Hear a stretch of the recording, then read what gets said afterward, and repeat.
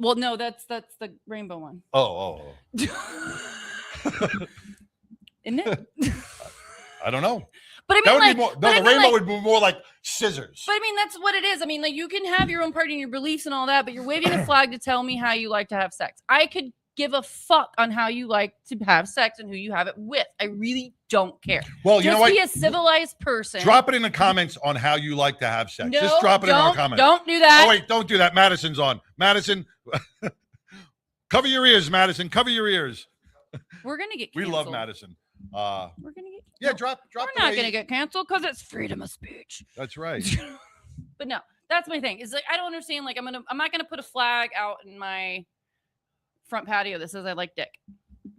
I mean, is there a dick flag? Oh, I'm sure there is. I mean, is there a straight flag I'm supposed to wave? This came from. I don't know. This came from Pitbull's bedroom. It did not. It came from tattoo marks. No, but you're 100% correct. You know what? I don't care. I don't care if you're gay, if you're a lesbian, if you like men or women. You know, I don't care. It shouldn't be a subject. They're making it a subject. It shouldn't be a subject. I've had conversations with multiple people, and half the time I don't even know the background. I just like the conversation I'm having. And to make it like we need to wave this around and you need to know. Why do you need to know? Why do I need to know? Why can't you just have an education or that's not what I meant. A conversation that's meaningful and like debate in a reasonable way and respect everybody. And like, why do we have to, you don't agree with this. So there's the line. You wear that hat. I hate you. You wear that. I hate you. That's so fucking crazy to me. Like, I grew up in the 80s and the late 70s and the 80s, you know what, where, gay people really had to fight for their rights. Right. Well, that's the thing. Like the OGs of the gays, they don't even like the gay parade stuff. They had to really fight for their rights. And you know what? They did their thing and they didn't, everybody knew, but you know what? Nobody cared. They don't need to go out there and have their mate walking on all fours with a leather ball in their mouth. Like, what are you telling me? What are you proving to me with that statement?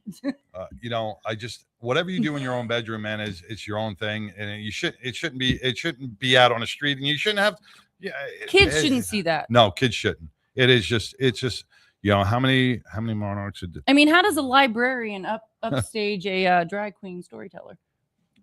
Just don't know. And you got a librarian there that actually cares about books, and she has to worry about how to upstage a drag queen teaching your children. We're worrying about the worst. We're worrying about things that don't matter because we should be. If you open up the paper, there's articles every single day about teachers having sex with their 13-year-old students. That's what we should be protesting. That's what we should be against. We should be against the pedophiles that are abusing our children. But nobody's saying anything about that. But we worry about everything else. So, that was a little rant. Do you want the other half of my gummy? We're gonna take a quick break because Lori, I heard pop on, and I'm sure Lori's probably sweating because she's in Colorado, going, gummies are available here. I'll send you my address. She's got real here in Texas. That's right. We'll be back right after these messages. Hey everyone, my name is Alex Arkangelski, CEO and co-founder of BreakFree Technologies, and this is BreakFree, a motorcycle helmet accessory that easily mounts to pretty much any motorcycle helmet out there, and it's the simplest way to improve your visibility day or night. BreakFree's got a sensor array built into the unit itself, so there's nothing to mount to the motorcycle, there's no wiring, everything is inside the unit. It's got 100 ultra bright LED lights that light you up during the daytime and nighttime. Anytime you slow down, BreakFree activates, no matter how. Engine braking, downshifting, regular braking, emergency braking. You slow down, it turns on. BreakFree is a small company. We're only 4 co-founders and 1 employee at this point, and we're all passionate motorcycle enthusiasts. We love riding, and we've created this product for our community. We wanted to make sure that motorcycle riders are safe and seen out there on the roads. We saw a huge need for visibility, and that's why we've created this product.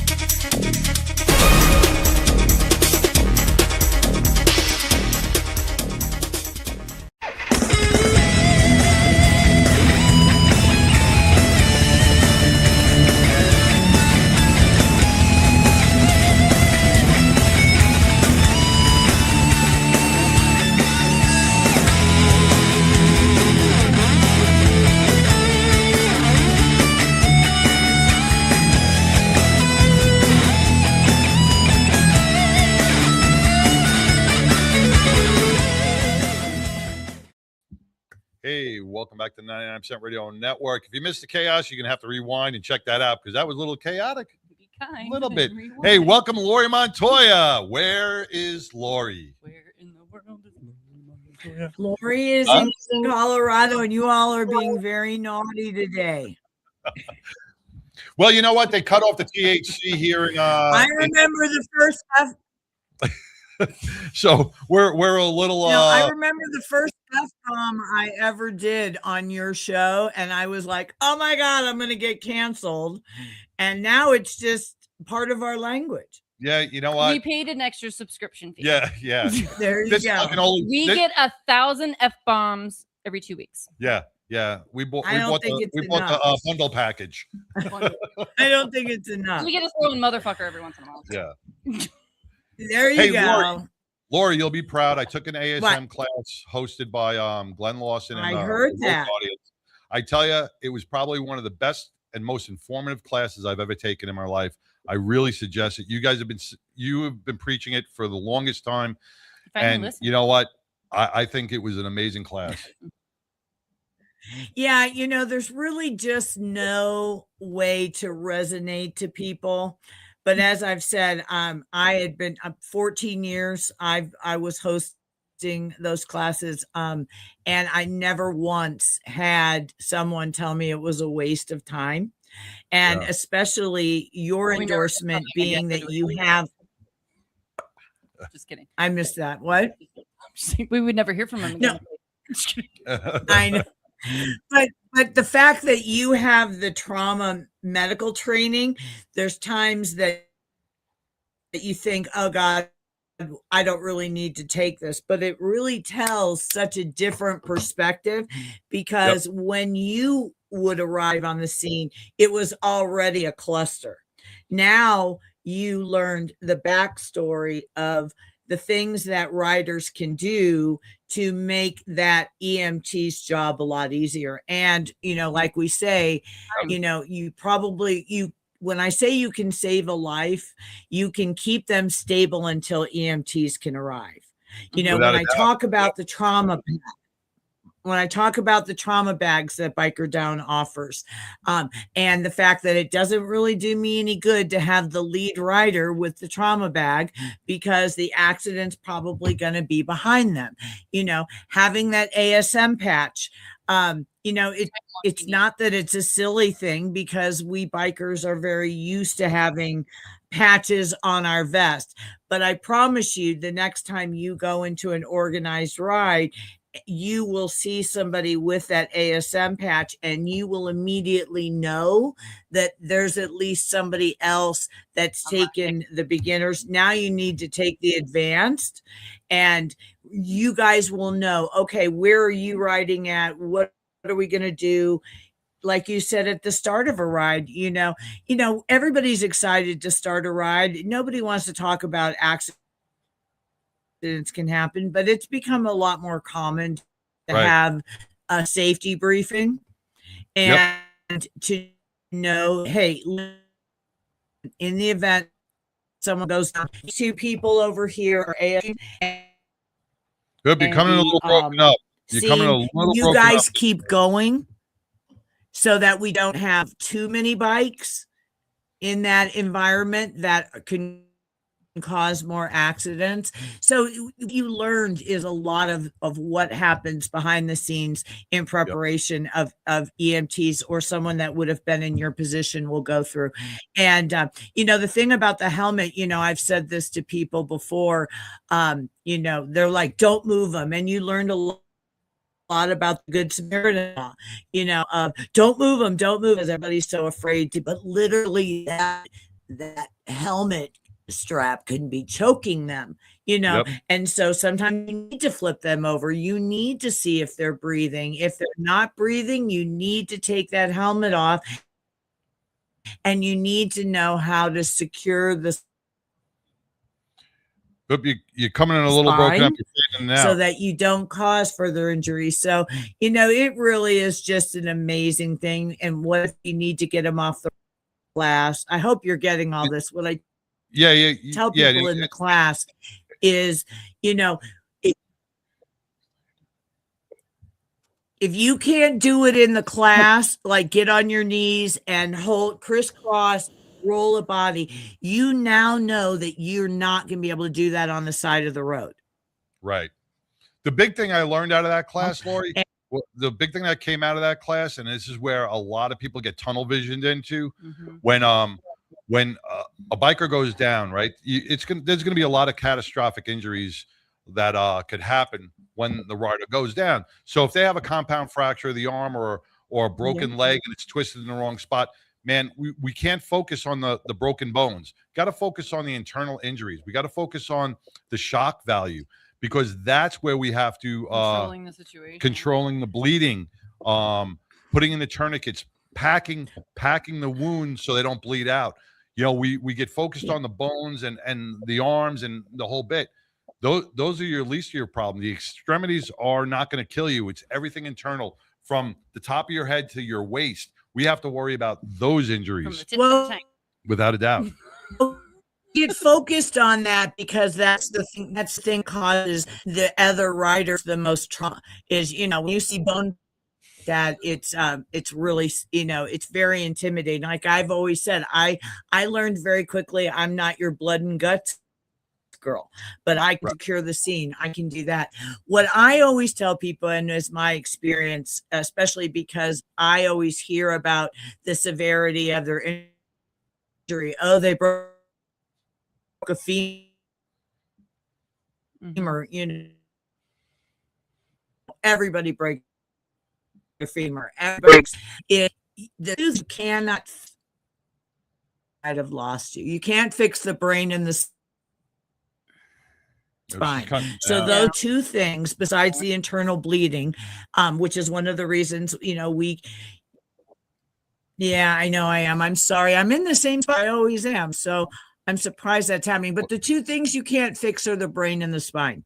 So that's keeping that neck secure, you know, having that person that's, you know, got their knees down there or holding their head, they need to know from that training class that they could literally be sitting there for an hour.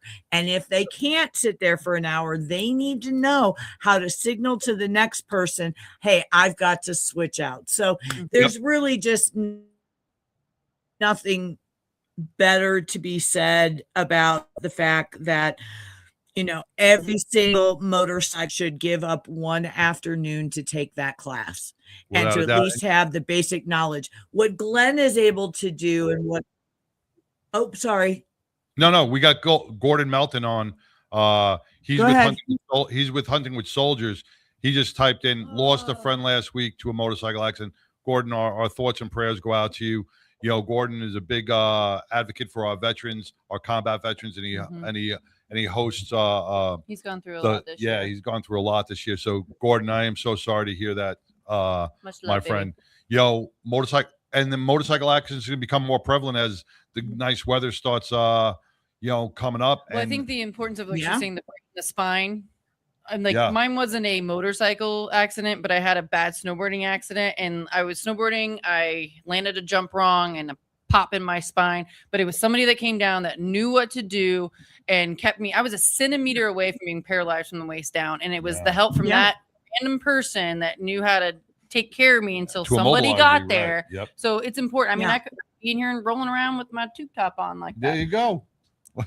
Well, and like I said, you know, the truth of the matter is because of the generosity of all true motorcycle law firms, but you've now made that class much more affordable. What was it, about $39 at the most, $45 for a full day, and you get breakfast and you get lunch. And apparently there was cake. Yes. Well, I mean, that's incredible. You know, the bike and that class is really valued at $149. Yeah. Yep. You know, and even if you had to pay the $149, it's still well worth it. It's worth it. Okay, so let's go ahead. Yeah, but the problem is you won't get as many people. You won't, surprisingly, and this is what always shocks people, is that for what we spend for our bikes and our gloves and our $6 fireballs and our $9 beers and everything else, when you're trying to ask someone They'll say they can't afford it or they have no interest in it. When it's $25, $30 and everything else, they'll come in with their $85 Harley Davidson shirt on. They'll come in with their expensive boots and blah, blah, blah, blah, blah. They'll buy 3 things at the dealership while they're there, but they just, because they don't know how valuable the class is, they just won't do it. So what you guys did this weekend, right? Well, but what you did this weekend is you created 20 people in the class that will now spider out to their 20 friends or their friends. And now we need to start a campaign to do it at least 1 month. Obviously, you guys don't have to be there all the time, but I'd love to have a lot of writing groups and organizations and things like that. All you have to do is go to Glenn or go to Vicky at Road Guardians and say, I want to host a class. So there's just really no excuse, but you're right. If you're a road captain, if you're a safety person on your right, if you're a president or a VP, you owe it to your riders, in my opinion, you owe it to your riders to have your brother's keeper, people on scene or in the group that know you in the event of an accident. And again, and I don't want to take away from, if I don't want to take away from Vicky, but go to bikerdown.org, order a trauma pack in our store. You can help Biker Down at the same time. You'll never find that trauma pack is not useful, even if you burn your leg, and a bike comes down on you a little bit because you're in gravel and you burn your leg. Having the burn cream, et cetera, is just really invaluable. And for all the stuff that for all the stuff that we throw on our bikes, it's just unimaginable to me. I mean, we were down in the Springs a couple weekends ago. I sold 25 trauma packs because I just won't let people walk away. Right. But I just won't let people walk away without picking one up. Don't tell me you can go do it yourself. The bag alone is $14.99. The Israeli bandage and the tourniquet right there is going to take you over $50. So, failure's not an option. You just said it. The Israeli bandage and tourniquet. You know what? A lot of these people are buying these tourniquets on Temu or Amazon, and she showed the difference in the quality between like the Temu and the Amazon tourniquet and the Israeli tourniquet and bandage. What a big difference. What you buy offline from Temu and all these other things. Oh, I know I'm buying crap from Temu. They're crap. They don't last. I'm buying cheap crap on purpose. You brought it up. But you don't want crap to use to save a life. Same with the breathing barriers. No. You don't think about the amount, like she had fake blood there. But imagine if that, and John, that, imagine the real blood, and you think that person, but you've got to have at least 3 to 5, I say, pairs of good gloves in a Ziploc bag. You need to have a mask. You don't know what you're going to be walking into to save a life. So all of that's included in our trauma pack. And I just really, you guys have always allowed me to heavily talk about the class. I love that now that you've taken the class, you have that passion. I always did, but what I'm saying is you now see, like you said, what I've been saying for a long time. And it's just a really wonderful way to, love your brother and say, I will be there. I will give up a Saturday to make sure that I at least help you in any way I can. So with that being said, obviously April Fools, I don't have any April Fools. This is all a joke. What I do is pretty serious. We talked about it. No joke. I'm not quitting Biker Down or, I did that one year. I said, I really did. On 1 year on Facebook, I said, hey, guys, this is really hard for me to say, but, Chomper and I have decided to go our separate ways. And, we just really asked for privacy at this time. And I thought people would get it and they were like, oh my God, what's going on? We're coming over. And I'm like, no, it was just an April Fool's. So you could have gotten so many gifts. Yes, you played bring this alcohol. all wrong. I'm telling you, I just couldn't. I stopped.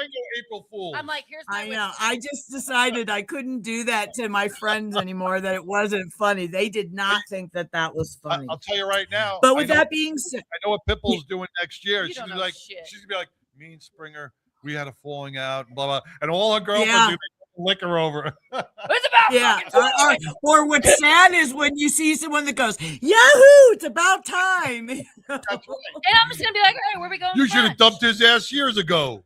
Yeah, exactly. So we talked about it last week. April is check your helmet month, and we always ask people to look for the degrading inside the helmet. Mhm. Oh, you just see the makeup Things marks like that.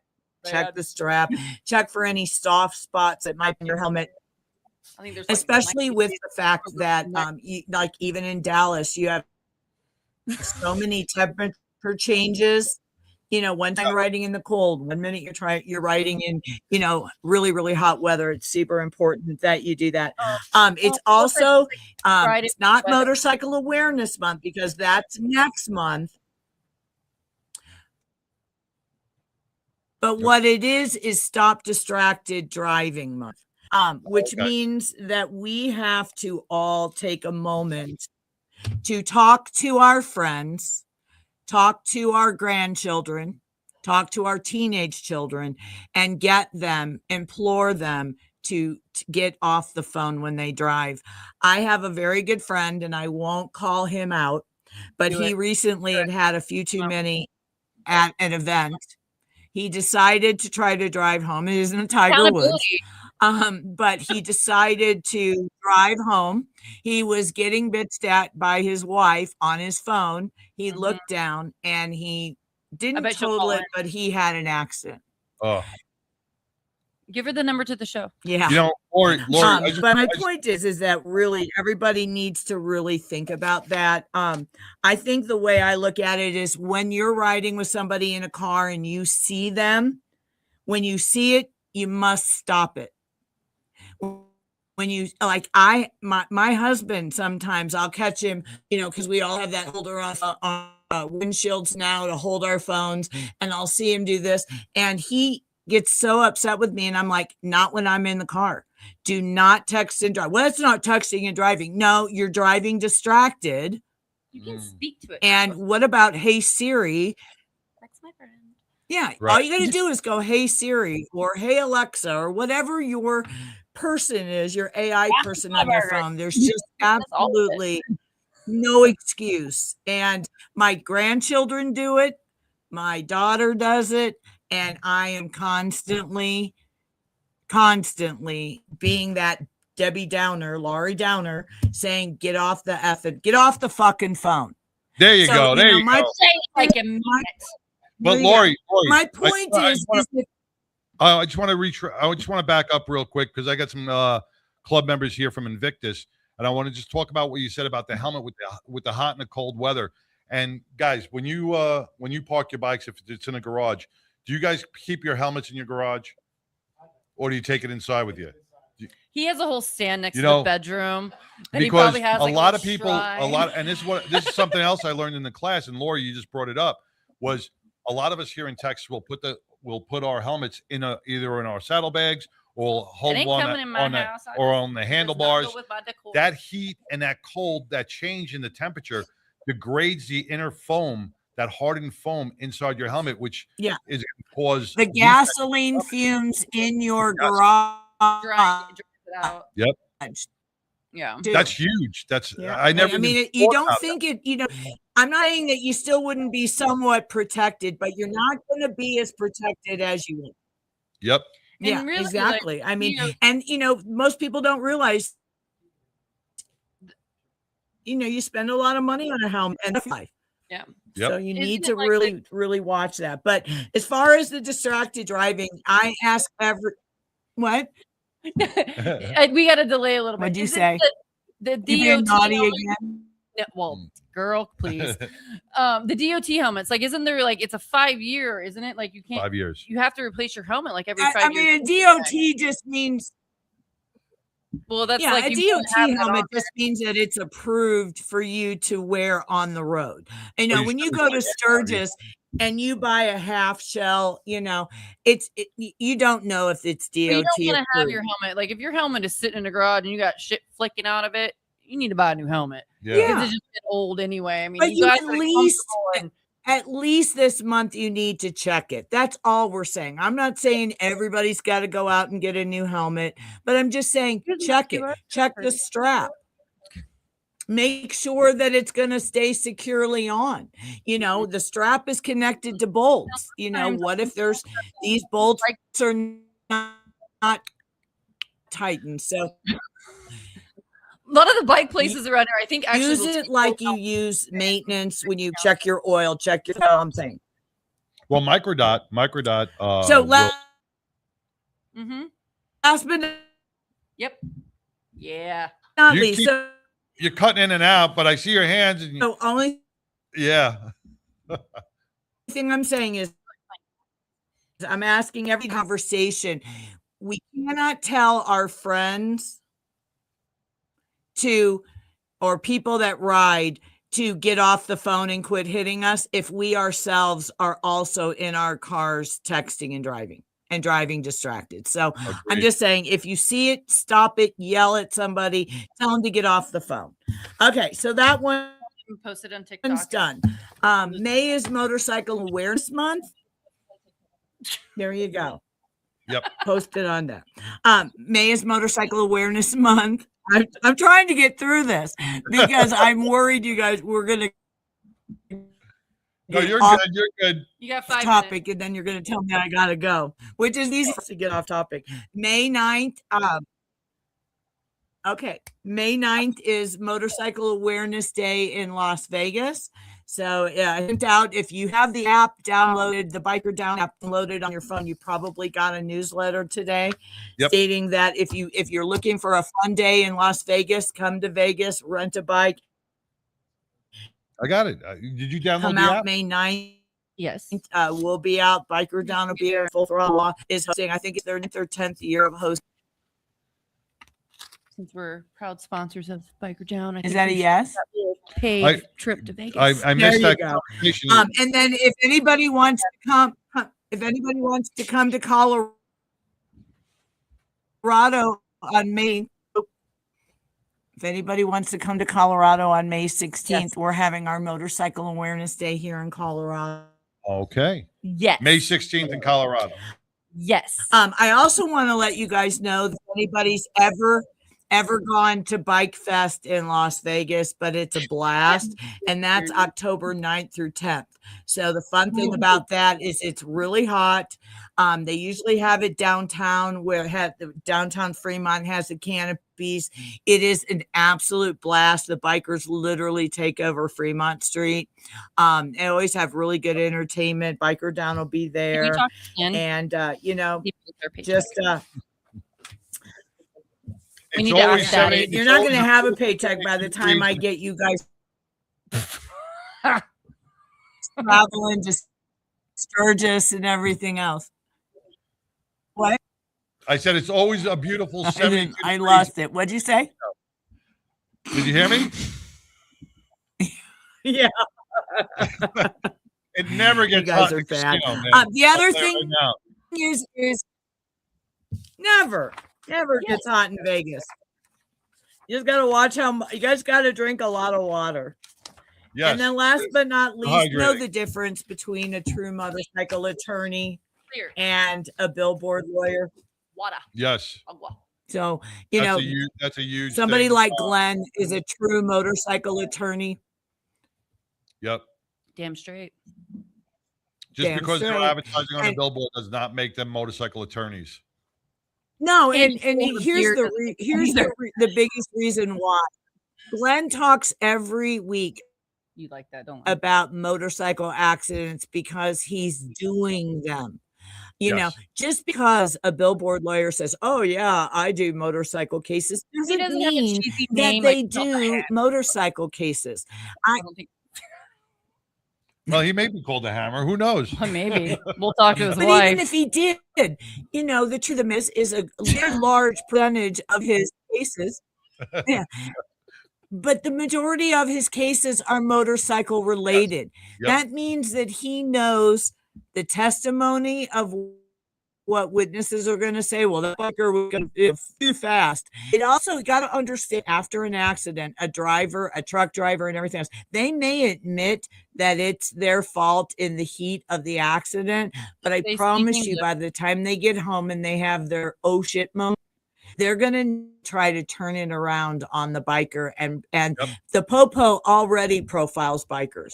So having somebody that's experienced at those kind of testimonies and getting you the most they can is vitally important. I think I'm due for that's 100%. And last but not least, everybody please go to your phones, Apple or Google, and Android is better. Just saying. And well, whatever floats your boat. But I'm just saying, you know, we're now starting to put more sponsors on there, more resources. I've had a few motorcycle towers in other states want to get on. You know, it will become by the end of the year a really good resource for your app is great. I love the concept. Like, you have the app where if you're going on comment on everybody, Biker United. So that's kind of all I had for this episode. All right, Lori. Fuck.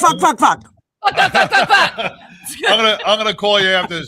No, I wanted to say is, like, I love the app because it's great for when people go on group rides, because everybody downloads the app. Everybody has the app. They're synced together. If somebody goes down, you have their contact. So everybody knows how to contact somebody that went down, because a lot of times they're down. You're not going to be like, dude, give me your phone. I need to call your. And all you got to do when you're having that safety meeting, when you're having that safety meeting is go, hey, does everybody have, who has the Biker Down app? You know, download it or you ain't going. Well, yeah, I want everybody to enjoy their ride, but there are tremendous benefits to it. And, you know, it really will, as we grow and get more and more people to do it, we will find that it's a tremendous resource. Say you're on a road trip, you know, and you are broke down, you know, you can say, hey, who do I mean, I don't want to kind of turn into law tigers into those other ones. But what I'm saying is, you would be able to say, hey, I'm in Arkansas and we just broke down on the side of the road. Who knows a good motorcycle tower? You know, let's get a true motorcycle tower to get you off the road. There's things that we can do as we grow. Yep. And I think, I love you guys. I'll make these guys from Invictus. I will have a better Wi-Fi connection. I'm not sure what's going on this week, but all right, Lori, you stay blessed. We'll talk to you very soon. Yeah, because I gotta hit Happy Easter to everybody. Happy Easter. Yeah, there's a THC thing here. So all right. All right. Much love. Much love, Lori. See you later. Lori Montoya with Biker Down. Sorry about the internet connection. You know, it is Colorado. Sometimes it could be spotty. But you know what? Go to Biker Down, go to their website, download that app. And there's a Biker Down for each state. That's right. So find your state, follow all of them. But that the Biker Down app encompasses all the states. So if you have it, you are connected throughout the country. So it's a free app to download. It's chock full of information. And in an emergency, you will probably hit that app and you'll get help right away. You never know you need it until you need it. So, all right. So Lori Montoya with Biker Down. We are going to be bringing up another amazing guest. It's going to be Tattoo Mark and the Invictus LEMC right after these messages. And you got to pee. No, I'm actually good. You don't have to pee. No. All right. Thank you. So we'll be back. You're welcome. We'll be back right after this. I was in an accident 12 months ago to the day. I was driving on southbound Santa Fe, and somebody did a suicide left in front of me, and I T-boned him at 45 miles an hour. From that point forward, I don't remember anything for the next 18 days because I was in a coma. She broke 9 bones, lacerated my spleen, put me in the hospital for 21 days. I remember none of it. Biker Down was founded in 2011 after riding several rides over the summer and seeing, tragically, my friends get injured. And I felt that there was a need missing in Denver and in Colorado for an organization that helped the biker community. As you may know, the bikers are one of the most charitable entities out there, and what we do is provide them a variety of services such as medical equipment, financial assistance if necessary, and a plethora of resources to help them stay afloat during the hardest time of their life, which is their recovery. You know, my biggest hope is that I'll never get another phone call that a biker's gone down, but you know, that's not realistic. So I think my true realistic dream is that we can help as many as we can help, because it is life-changing for them.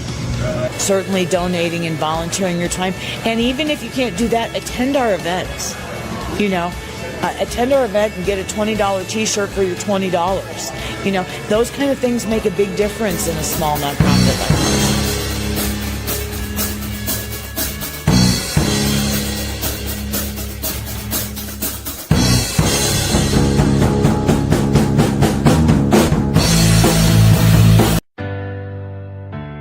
Yeah. It's for the kids, man. Tattoo Mark Foundation. Texas, we with you. Little man in a gown, cold room, white walls. Eyes tired from the meds, hear the nurse make calls. Door crack, big box, he like, what's all this? Brown bear, blue bow, first smile, small wish. From Houston up to Dallas, all across that map. We stack bears in the back of the truck, unwrapped. Ink on the arms, but the heart stay clean. Whole crew pulled up just to live one dream, yeah. It's all about the kids, it's all about the love. Every teddy bear blessing from above. From town to town, see the joy we bring. Tattoo Mark got the whole state sing. It's all about the kids, all about the care. Every broken little heart needs a bed to share. In every Texas room where the lights feel dim, we show up so hope don't ever fade for them. Young queen of San Antonio, curls in a scarf. Trying to act tough, but she holding that heart. We walk in, big grin, bag full of soft friends. She pick one, squeeze tight like I could fight again. Doctors nod, parents cry, yeah, they feel that weight. A small plush toy, but the courage it gave. From Austin down to Laredo, we drive those miles. Turn hospital halls into aisles of smiles, yeah. It's all about the kids, it's all about the love. Every teddy bear blessing from above. From town to town, see the joy we bring. Tattoo Mark got the whole state sing. It's all about the kids, all about the care. Every broken little heart needs a bed to share. In every Texas room where the lights feel dim, we show up so hope don't ever fade for them. Box after box, we ain't stopping that stream. Every stitch, every seam, part of somebody's dream. From the bay to the plains, through the storms and the heat, we gon' fill up every ward till the mission complete, yeah.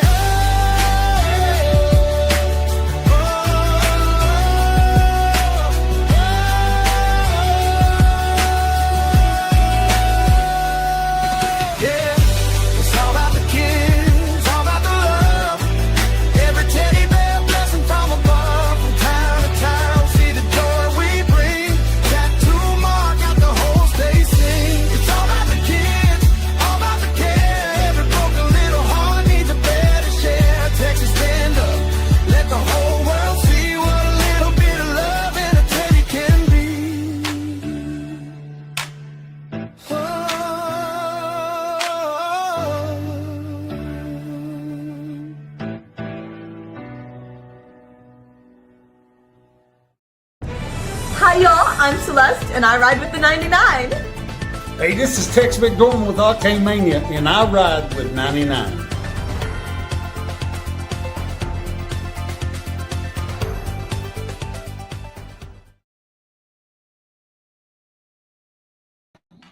Hey, welcome back to the 99% Radio Network here in the Fishbowl. Man, we just had Lori Montoya talking about It is check your helmet month, and coming up in May is Skull Awareness Month. Skull Awareness Month, exactly. And it is, May is Motorcycle Awareness Month. We want to keep the people off the streets out of texting and driving.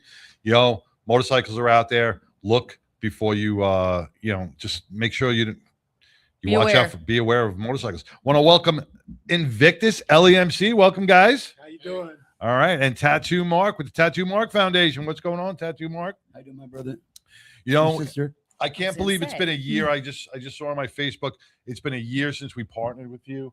It was April 1st Is that it? last year. Yeah, April 1st So many last things year. have happened. And we were honored to be part of the Invictus Tattoo Bears for Tears last year at All Stories. That was a summer bash. The Summer Bash, yeah. Yes, it was. And it was amazing. And this year, you guys got something bigger and better. Bigger. 100%. Tell us a little bit about it, brother. Yeah. So Tell us a lot about it. Yes.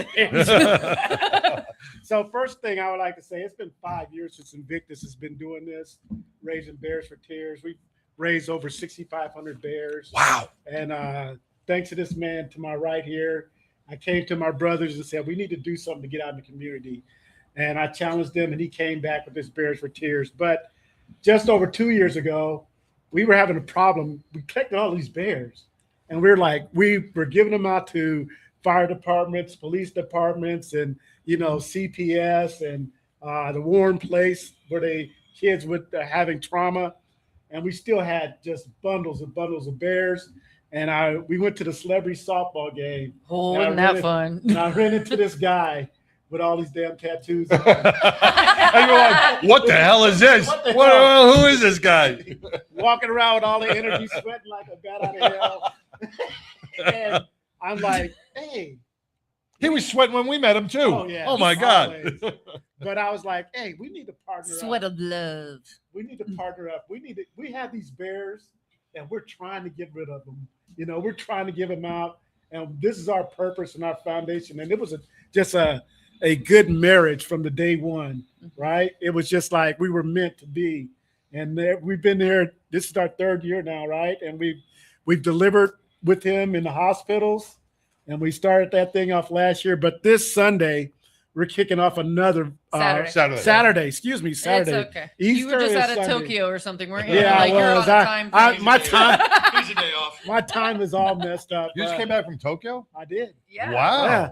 I was out. Wow. We'll talk about that. Big Yeah, baller over But there. this About Saturday TSA. from 1 to 5 at the Roanoke Roanoke Live. Roanoke Live. And it's gonna be, I know it's probably gonna rain, but we got covered. It's covered. It's and covered. it's a huge location that's covered. There's Yeah. plenty of space and it's all covered outside, which is great. And we're gonna have raffles. We got a basket full of goodies. We're gonna have a silent auction for that. It's a Cowboys theme basket. It's gonna have 2 preseason tickets, parking pass. Ooh. It's gonna have an official game ball that's signed by players. It's got a mini helmet signed by players and many more things in there. Whataburger gift. But we're gonna It's start gonna be a Cowboy for Tears basket there. because they're not they'll make the playoffs and that's as far as they'll go, Oh, So- yeah, go there.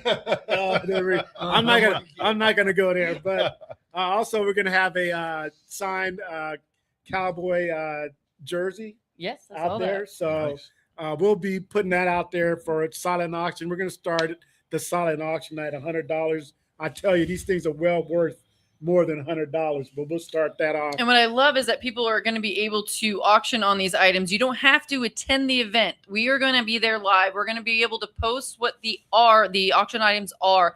There's going to be a QR code. If you're going to have the QR code and you want to bid, or I guess bid Yeah. on the auction item. So if they're bidding, all they got to do is use the QR code. It has a note section. When you go in there, you go bidding for basket, dollar amount, and their name, and then It gets they'll into add them to that list. And then as it goes on, if there's doubles in the name, because we know there's going to be a lag. there's going to be somebody Right. watching the whole thing as it goes live. And by the end of the event, which is 5 o'clock, 5 o'clock. they're going to announce the winners of each auction item. So you Yeah. can do this live. You don't have to be there because I know we want to reach a lot of people. I know a lot of people aren't close to Roanoke, but we want to reach a lot of people because Tattoo Mark reaches a lot of people and a lot of children. So you don't have to be there. Get the QR code, follow us live, follow Invictus, all of them. We're gonna have it all there. I've heard about these auction items. I'm obsessed, and also the celebrity people that you guys. Oh yeah, we got coming celebrity. in. I'll let Mark talk about the celebrities that are coming in, but the whole purpose for this event is for us to raise bears, to get bears. We're gonna have bears there. If you want to bring bears there, that's Say fine. that again. What's that? You want to bring bears there? Bring bears there. We'll bring them bears there. Yeah. But we're gonna have bears on site for sale. $10 a bear that you can donate to Tattoo Mark, because we want to just give all we can for the kids, right?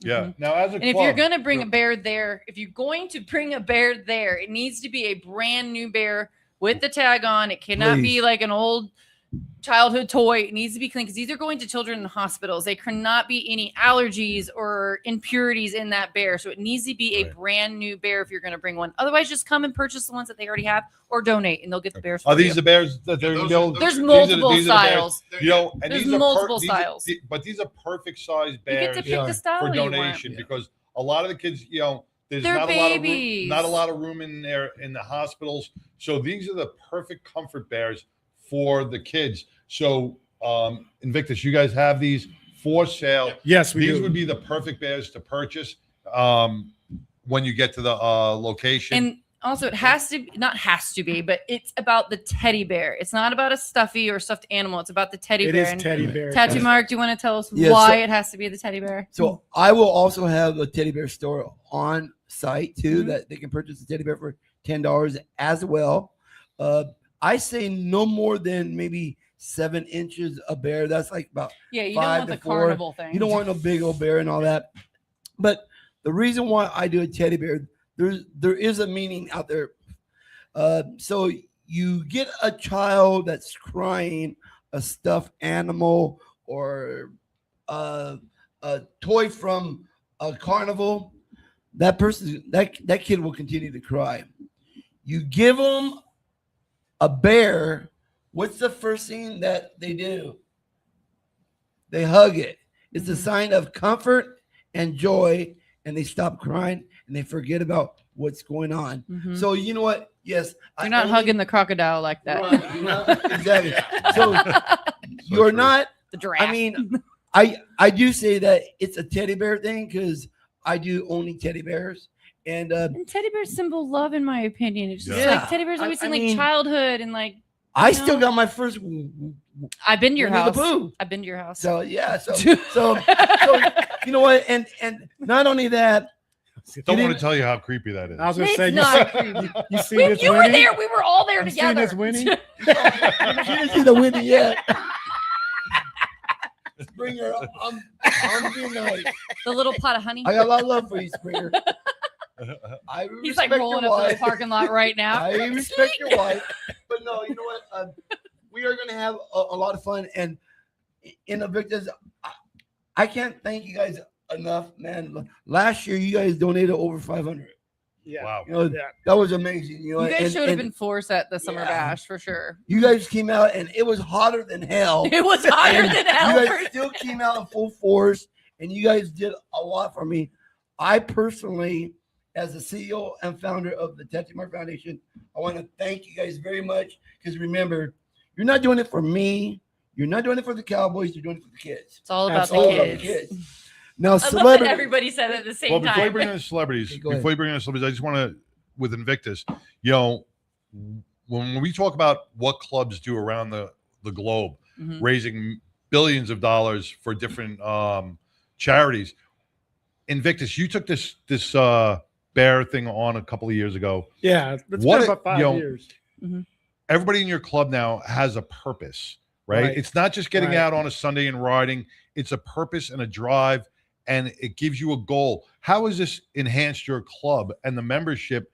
Like, has I it been more than just a ride? Now it's a purpose. Yeah, I can't even tell you about the relationships we built with Tattoo Mark, the CPS Rainbow Room, where we now every Christmas we go and we deliver toys from the CPS Rainbow Room throughout. We go out and collect them from all the businesses. Mhm. Then we come back and send them out to all the CPS so they can give them to the children in need. Because you have drop boxes displaced around DFW, right? For Yes, bears. So for people bears, we do that, right?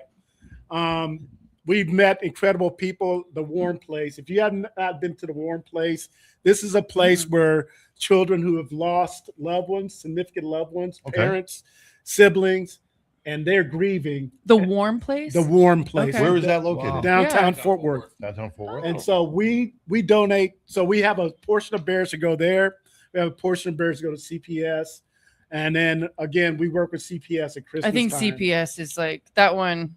Yeah. Yeah. You know, Mad Not that I've Dog- had CPS on me. I was a Yeah. single mom, but like I get it. Like well, you know, it's a this scary thing, and like the kids. I mean, it could be something you never know. They need But this is it. where it's so important. Like Mad Dog, Meek from America's Guardians, Yep. they do the big teddy bear run for the Children's Advocacy Center up in Rockwall.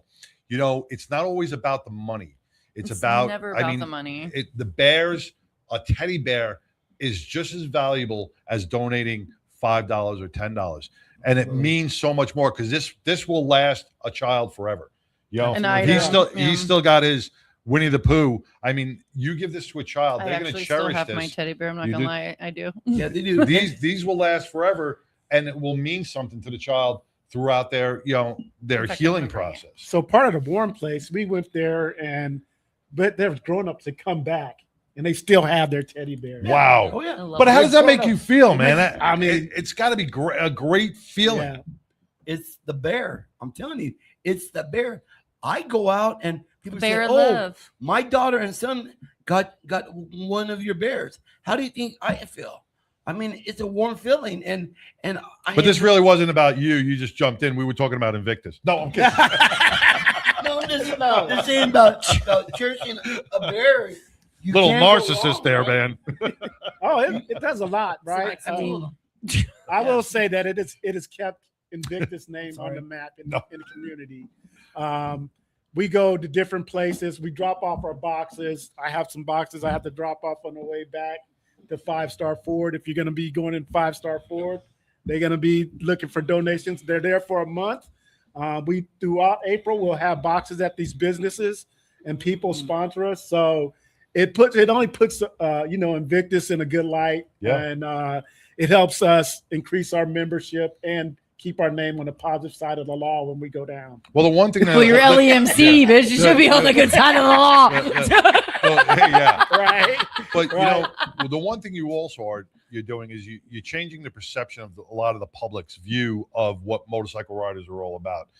Because a lot of the civilian population and the non-motorcycle riders out there, they see a leather cut, they see tattoos, they see a big guy like Cutter, getting off his bike With a cigar. with a cigar in his mouth. They're like, oh shit, Meanwhile, you put this teddy bear in Cutter's hand. It's like, oh, look at that big guy with the teddy bear, Yeah, and yeah. it changes the. Nothing sweet. It's like when a it little changes kid, the whole yeah. perception. It's like when a little kid gives you the fake phone. Yeah. You answer that Yeah. phone. Yes. Yeah. So And you play along. you do see it you because see it more of means these something. guys, and you guys are really paving the way because this definitely changes the perception of what the community views a lot of motorcyclists as. Right. And I think that's what we are first. Victus, we've always been community first, right? Right. And we've supported everything from Walk the Bridge Yep. to whatever, and this was something that we seen that we could launch. It could be purely Invictus. And then by circumstances, we met up with Mark, and it's been just a great partnership ever since then. Well, you know what? You guys are stuck with me for now. So you guys don't know what now. So don't even think you're going to get away We're on gonna- me. we're gonna get you- I'm not. The adoption papers are signed. We're gonna get you on the back of the bike. With the, We'll go on the back of the bike. I can get three wheeler. We'll talk custody arrangements. Oh yeah. I got him for Easter. First, third, and fifth. First, third, and fifth. But I can tell you guys the reason why I brought this in is Just bring the mic closer to you. I'm one of those people who was part of the system. As a kid, I got pulled by CPS, Oh, wow, both me and my okay. sisters. And having that police officer hand us a bear when we had to go into somebody else's home for those 3 or 4 days while Scary. they're trying to figure out, that's the only thing that you've got, because you don't get to take any clothes with you. Becomes You don't a get friend. to take anything with you. All you have is that bear. It becomes a friend, and I know it sounds silly, but it does. I mean, we've all been in that childhood moment where you went to like your stuffed animal when you had a hard time. And I love that. I love that you guys have like gotten with Tattoo Mark. I love the full circle. I love like the connections. It's all about networking and everybody having the like-minded, to do this. And I love that everybody keeps coming together for a good cause. And Tattoo Mark, you've brought a lot of people together. I mean, bikers, celebrities, boxers. I mean, the list goes on and on. Podcasters, all together for a great cause. And I love this event that's coming up at Roanoke Live. And Roanoke Live just redid everything. It used to be the Chop Shop. They just refurbished, I guess is the right word. And it's also beautiful. Their part owners are the Republic Cafe. Yes. And if you know anything about Republic Cafe, it's family owned. Beach Street, is that right? Is it Beach? Is it off Beach Street? It's on Beach, but now it's half of the Roanoke. That's the cafe next. Oh. Yes. And if you know anything about that, that is Tony is his name. He's a cop. Yes. And he owns Republic Cafe. So oh wow. I knew it was a cafe because the Chop Shop used to be this big like hangar type building. Yeah. They basically chopped it in the middle of it, and they made a breakfast diner in one side, and then the other. We went there. Yep. And so I didn't know it was. Yeah, and they serve their diner. Their food is good. The bar side as well. So, yeah. Again, it's going to be a good event. It's maybe raining, but come out because we got cover. And I think Mark, you got some other celebrities who are going to be there to incentivize. So we will be there. Yeah. So of course. We're the D-rated celebrities. We are Z level. I'm just trying to figure out an outfit to, mix in with, Okay, so my celebrities are Sideshow and Pitbull. Okay. Miss Texas, Brianna Smith. Miss Texas USOA. Which she just came up, first runner-up, baby. Yes. First runner-up for Miss America. Yes. Yes. Brianna. Oh, the butterfly. The butterfly was on She point. looked amazing. I love her. Jennifer Reed. Yeah. And Brianna's husband, Jared Smith, two-time Super Bowl champion, Jared Smith is coming out. Oh, nice. They're all going to be signing the autographs, my understanding. So if you deliver or you donate a bear, you might get a free autograph. And I saw the post. I saw the post from TK. I believe there's going to be some options for some free tickets to celebrity softball as well for certain donations. Well, softball, you're missing a blast. Oh my gosh, it's a reunion! I love it. I'm obsessed. It's a party. It's a party. Isn't it a party? Yep. Oh my god, I'm obsessed. You got to go to the pool party too, because you missed the pool party, you're missing the whole doggone thing. Yeah, I missed the game because I was at the pool party. TK is offering 6 tickets to the Celebrity Softball Classic for on September 12th to anybody who donates a bear. I think it's a certain amount, right? Did he say a certain amount?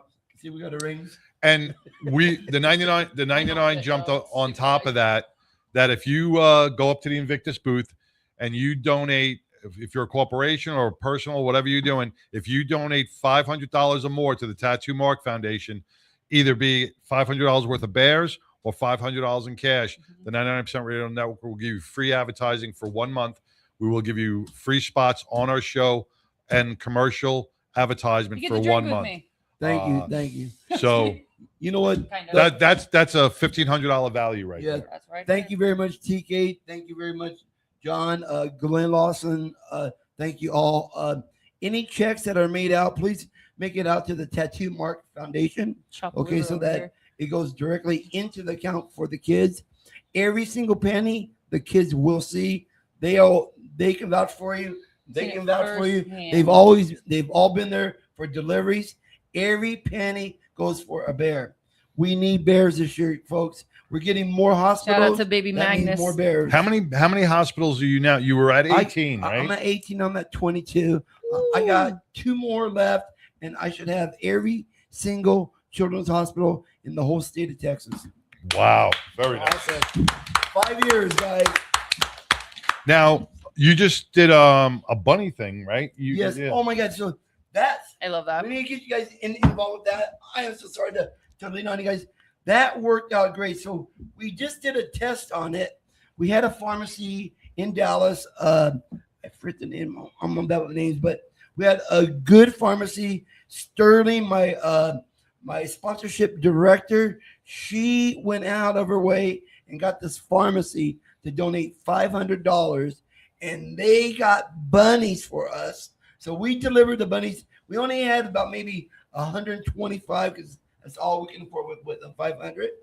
And bunnies are more expensive than bears. They are. They got longer ears. But the hospital said that if we can do it every holiday and bring different celebrities in, they would appreciate that. They're all for it. I saw the pictures. You guys look like you really made a difference. Now, big shout out to you. You've also, Mark, you've been working your ass off. You got a few new sponsors that are backing you up, right? Yes. So keep your fingers crossed. Keep praying. We're going to have Arlington PD, Frisco PD, Richmond Hills PD, and God willing, Boomer Jacks. Oh. Wow, very nice. Very nice. Ooh. So these are big sponsors. And the reason why is because they care. Yeah. How could you not care for a child? You got a great cause. Thank You got a you. great, and that's, I think Thank you, a lot Bill. of people care because everybody, for one, has been a kid. Yeah. They know the struggle it is. And then to think about the life that maybe you had and looking at other kids that didn't get what you got. Right. And because we went through the hospital that one day, and oh my gosh, I'm cried. glad I wore Yeah. waterproof mascara. Yeah. It was a lot. They know. We know. You know We've been there. Yeah. Jim It's, has to wear his waterproof mascara. I bet he does. You I know, bet he does. well, it's also a twofold. I mean, you're providing healing for the children, but the parents, when It's they the see, kid. you know, a parent, well, I mean, when a kid is battling a horrific medical issue and they're at the children's hospital, it's not just like a one-day event.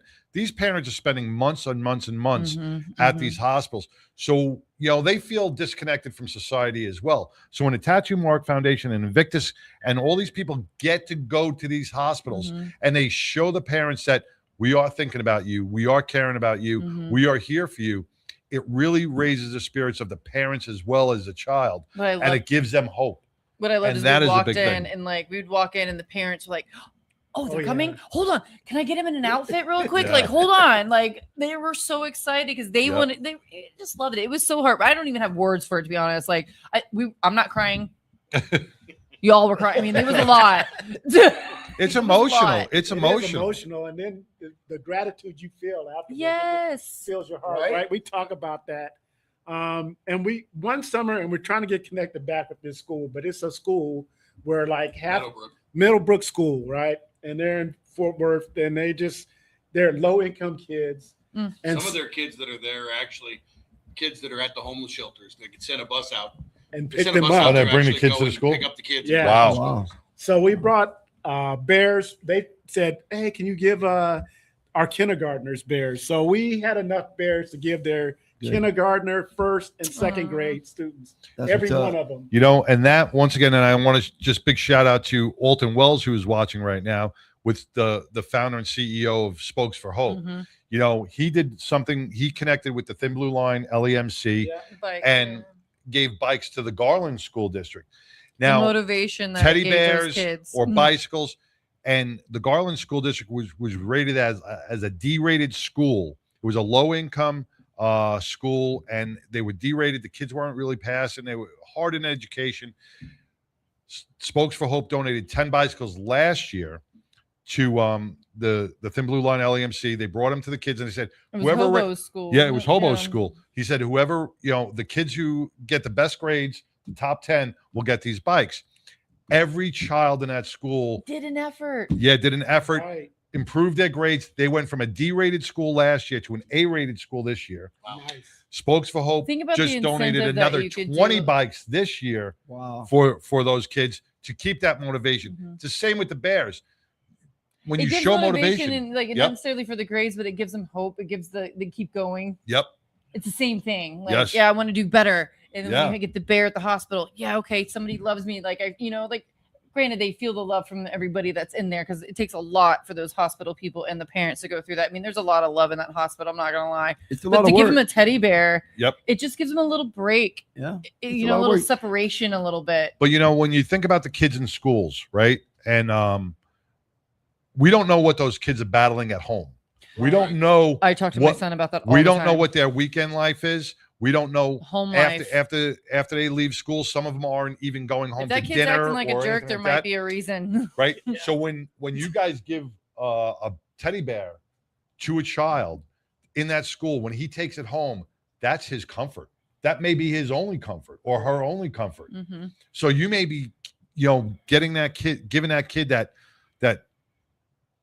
that's thrived to I keep going. Literally It had lets this. the kids know that somebody actually does Care. Yes. Somebody's there. Yes. They're thinking about you. Because whenever you receive a bike or a bear or something, A bike or a bear. that Bike or a bear. Bees you don't have, or beer. Just kidding.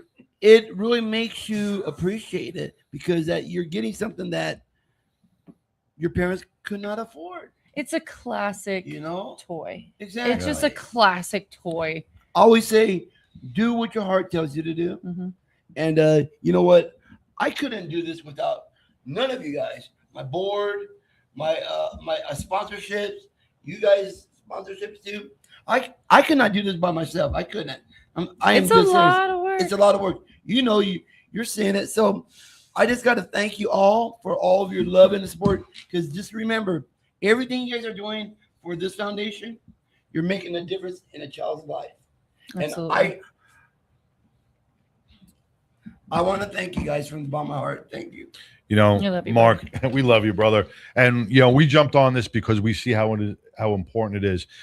This is a multi-folded foundation, helping kids, helping parents, helping heal children, helping the schools, but it's also bringing humanity back. It's bringing the thought of giving back to society. When there is so much horrible crap on the news, and in today's day and life, when you can give something to somebody, I mean, how does that make you guys feel? It's gotta make you go home and go, I feel great that I changed a life. It doesn't matter what you've done, what problems you've had. It's just an amazing feeling. Yes. To feel the joy from a kid when you give them that bear or a bike. I mean, like I said, we help deliver toys at Christmas time with CPS. It is 100% the best feeling in the world. It's fulfilling. It's fulfilling. So it does wipe away a lot. It does. And it wipes away a lot of your stresses. Yeah. Because we all battle different stresses, financial, whatever it is. But when you see that smile on that kid's face, your stress just goes away. Even if it's for a couple hours, even if it's for a little while, man, you provided something. I don't think it ever goes away. Something back. I think that's something that gets embedded in you, and you want to keep doing it. Yeah, it's addictive. Once you get it's an addiction. Definitely Once an addiction. Give the kindness and you pay What it forward. happens is for us, we give away the bears and stuff, and then we're like, let's go to the bar because we can drink a lot more. I've seen y'all drink. I've seen these guys drink. I used to live that life back in the day. If you can drink or you can go to have coffee, can you buy a bear? Can you buy a bike? Can you donate towards a bike? I mean, well, that's what I say to people. Like when they say, "Oh my gosh, it's going to be $150 for something," like when you're talking about the class, it's going to be $150. I'm like, it's just a one bar tab. Oh yeah, right. Like, let's be real. That's one dinner on DoorDash. Yeah, that is one DoorDash. He knows it already. So yeah, at my house. That's $150. Yeah. Buy a frozen pizza one night, and you can donate the next. But listen, this donation right here is less than a Starbucks cup of coffee.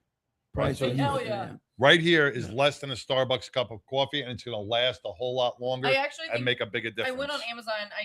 I sent some bears to you. You can go on Amazon. You can get bulk bears. I think anywhere from 15 to 50 bears, and I think $50 you can get like 35 bears this size sent, and they come in a vacuum sealed thing, and you just send them to the address. I mean, you can do this. You don't have to go to the store because I hate shopping. I don't like being in stores. So like, I like that I can do it online. I don't have to be there, and you can still give a cause. And you can also just donate directly cash to his foundation too, and they will do it. Yeah, and so, like we said for the event, you don't have to be there. You can also do the QR code and donate as well. So you're talking about Amazon. So That's a good on point. So if you buy something on Amazon, I'll make you a keep wish it list. in the vacuum sealed things. Yeah. Because we cut them open in front of the hospital Yes. staff. So because they may not have tags on them, but if they're in a sealed vacuum, they know it's clean Sterile. and they're sterile Ish. and they're new. And then if you want to donate some money, which we can use it because we're going to start doing the kids that can't come home that are in there, they need school supplies. We're also going to try to help out with the medical expenses for medications for the kids with the parents. We're also going to do the supplies with the machines also. So we do need some funds, folks. Please go to www.tattoomarkfoundation.com. Put whatever you can in there. Or you can call me at 626-536-7225. Whatever you guys want to do, please do it. Do it for your heart. Do it for the kids. And every penny, we can use it. And the parents will definitely be appreciated. Yeah. You know, Alton Wells, he's a retired he's a retired motor jock. And he's from, I think it was Grapevine. He was a motor jock. But he just brought up a good point. The actions of giving a bear to a child or a kid, or giving a bike to a child or a kid, makes that child, as they grow up, want to give back too. So They'll remember that feeling. they'll remember that feeling. So yeah, Alton, you brought up a great point. He says, I noticed the kids that receive gifts want to help other kids because you're sparking something. This goes further than any of us can really imagine. And it starts with a teddy bear or a bicycle, because that kid feels that he had, Southlake. Sorry, Alton, Southlake, not Grapevine. It's a rich Same neighborhood. thing. Same snotty people. No, One I'm has kidding. wine, one has more money. But yeah, when a kid receives a gift I think from a Chief would say. stranger, they are more apt to help out a stranger in Right. need as well. Right. So the trajectory you're changing somebody in their lifestyle is huge. It goes shows beyond what kindness it goes. over hate. Yeah, it goes beyond what we can comprehend and what we can see later on in the future. You know, I always say that if you guys think you guys got it bad, go with me to a hospital one time. Y'all sit. I'm telling you, Magnus. They is still found alive. out for the first time this year or last year, and they know what it's like. They know what it's like. It's no joke. It makes you appreciate life a lot better. So when you think you got it bad, you really don't, ladies and gentlemen. Yeah, and that's one thing You even prepared me, and I was like, oh, wow. when we walked into that hospital, I didn't Told think you. I didn't think it was going to be like that. And then you think about, like, I thought about the parents, and I'm going to visit my father-in-law in rehab every day, but I can come and go as I please, and I go there. Yeah. But when I see these parents that their child is there 20 in for a little months, tiny specific hospital bed for children, and Yo. you see everything attached to them, Right. and you're just like, and those parents, Hooked they up still with have to work. IVs? They still have to go to work. They still have to make ends meet. they gotta leave him there for a little bit the because bills they have to don't work. stop. The bills don't stop Yeah, it's a because lot. don't their realize how child is grateful sick. And you are. when we think that, oh my God, my cable went out or my cell phone, I need an upgrade on my cell phone. Think about these parents out there Yeah. that are, Exactly. going through this each and every day. Some of Man, them you're can't. right. Some of them can't afford medication. Some of them can't afford to keep the machine going, And and that's their child. And that's the thing. Like, a hospital is always going to treat anybody. They're going to treat anybody. They're never going to turn down care. It's what happens Yes. when they leave. Exactly. What's going to happen now? The There you parent, go. like, oh my gosh, I know I don't have great insurance, or I don't have any, but I need this, and he's here, and oh my God, the bills are piling up because Yeah. insurance and medication they is don't expensive. care, they want to Oh, get it's huge. paid. Medication's very So- expensive. It ain't no joke. Yeah. I mean, and especially if you don't have insurance. You know, it's funny. I'm on blood thinners, right? So Me too. my insurance covers. You drink yours, I take mine a different way. But you know what? My medication, if I didn't have insurance, I pay $10 a month, right, for mine. If I didn't have insurance, it would be $800 a month. That's crazy. How crazy is Well, that? yeah. Who has that? That's crazy. That's a mortgage. Well, as a single You mom, see? I couldn't Yeah. get insurance. As a A single lot of these mom, parents I don't couldn't have do it. that. Huh? As a single mom, I couldn't get insurance because right. even like when I was a dental assistant for 25 years, getting insurance was going to take the other part of my paycheck, Yeah. and I couldn't do it. So You I wouldn't- had to you pay out can't- of pocket. I'm like, well, you're going to here's some kale and some, Yeah. you know, So that's- nutrients. That's where the financial part Put comes some clove on it. in evolve, where if you can't do a bear and you want to donate some financial money, donate it, because every penny you're gonna be able to get a tax write-off on it. I don't care if it's $5. You are still Yeah. gonna get a receipt through your email, and you can use it for a tax write-off. And we need all the money, all the bears we can get. So whoever wants to be out there and donate. And on behalf of Santa, I had the most best Mrs. Claus and a Grinch I've ever seen in my life. You ought to see these two. Oh my God. They were the greatest. I This was guy a stole, pin of claws. he stole the show. The kids loved him.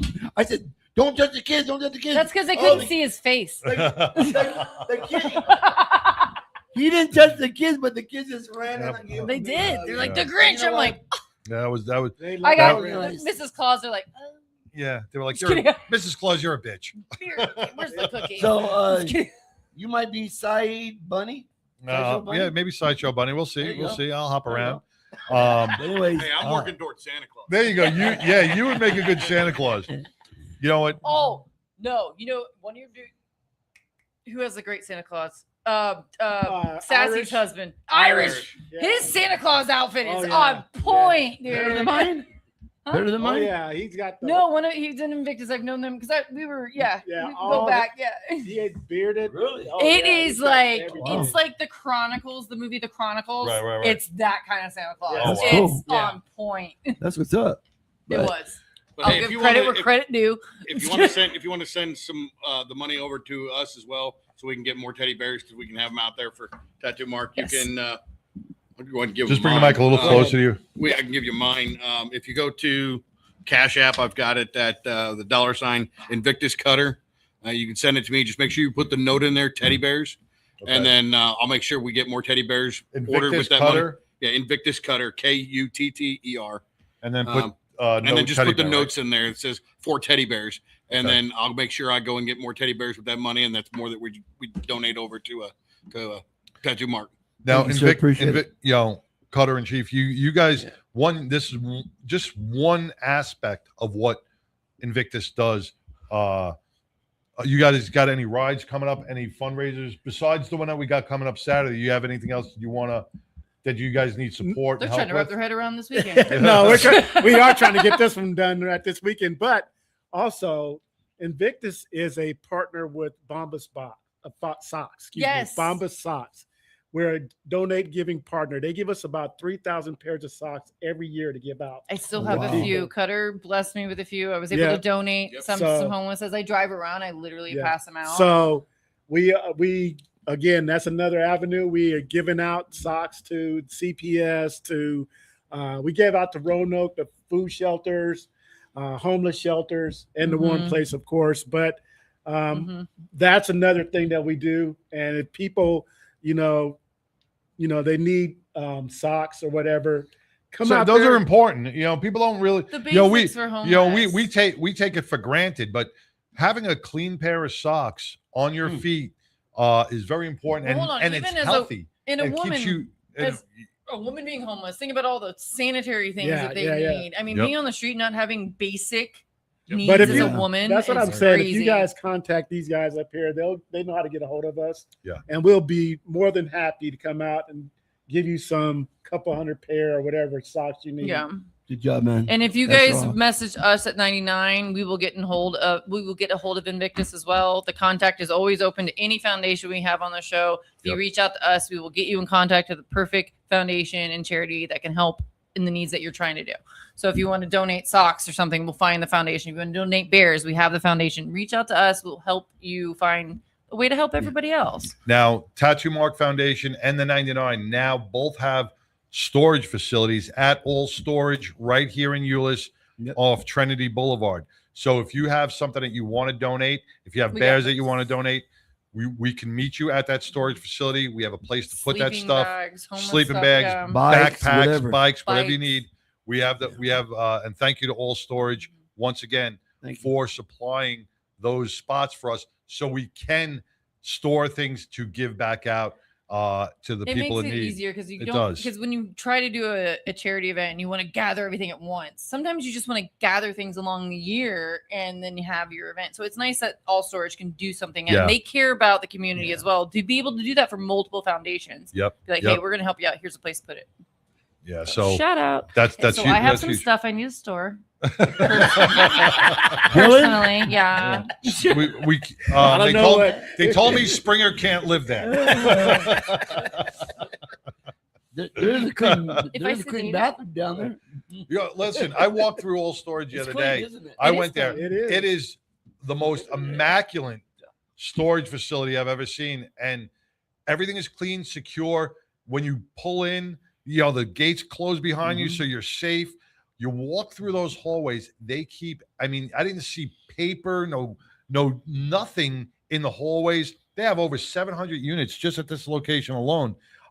Anywhere from a 10 by 5 to a 30 by 20 can fit everything in there, and it was just very accessible. So I want to say that me and you are the only ones that have 24 access to that place.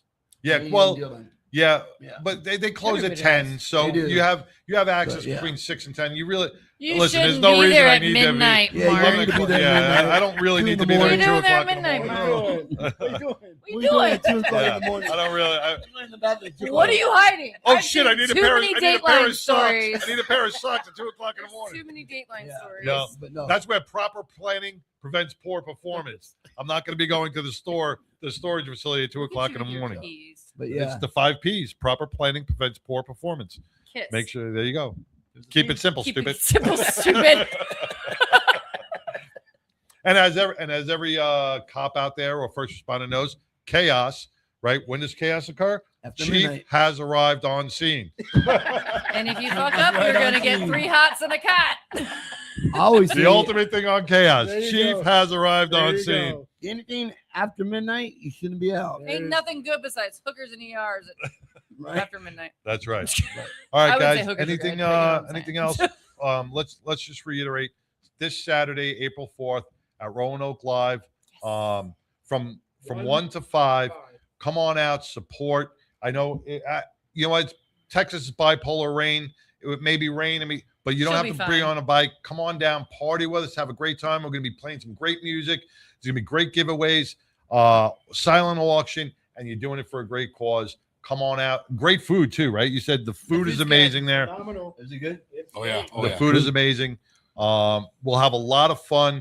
You'll be giving It's like back to a elevated lot of bar children, and we can definitely use your support. So Meet the celebrities. Come on Yeah. out. get off the couch on Saturday. Stop watching Judge Judy and eating Stop bonbons. knocking Come on her.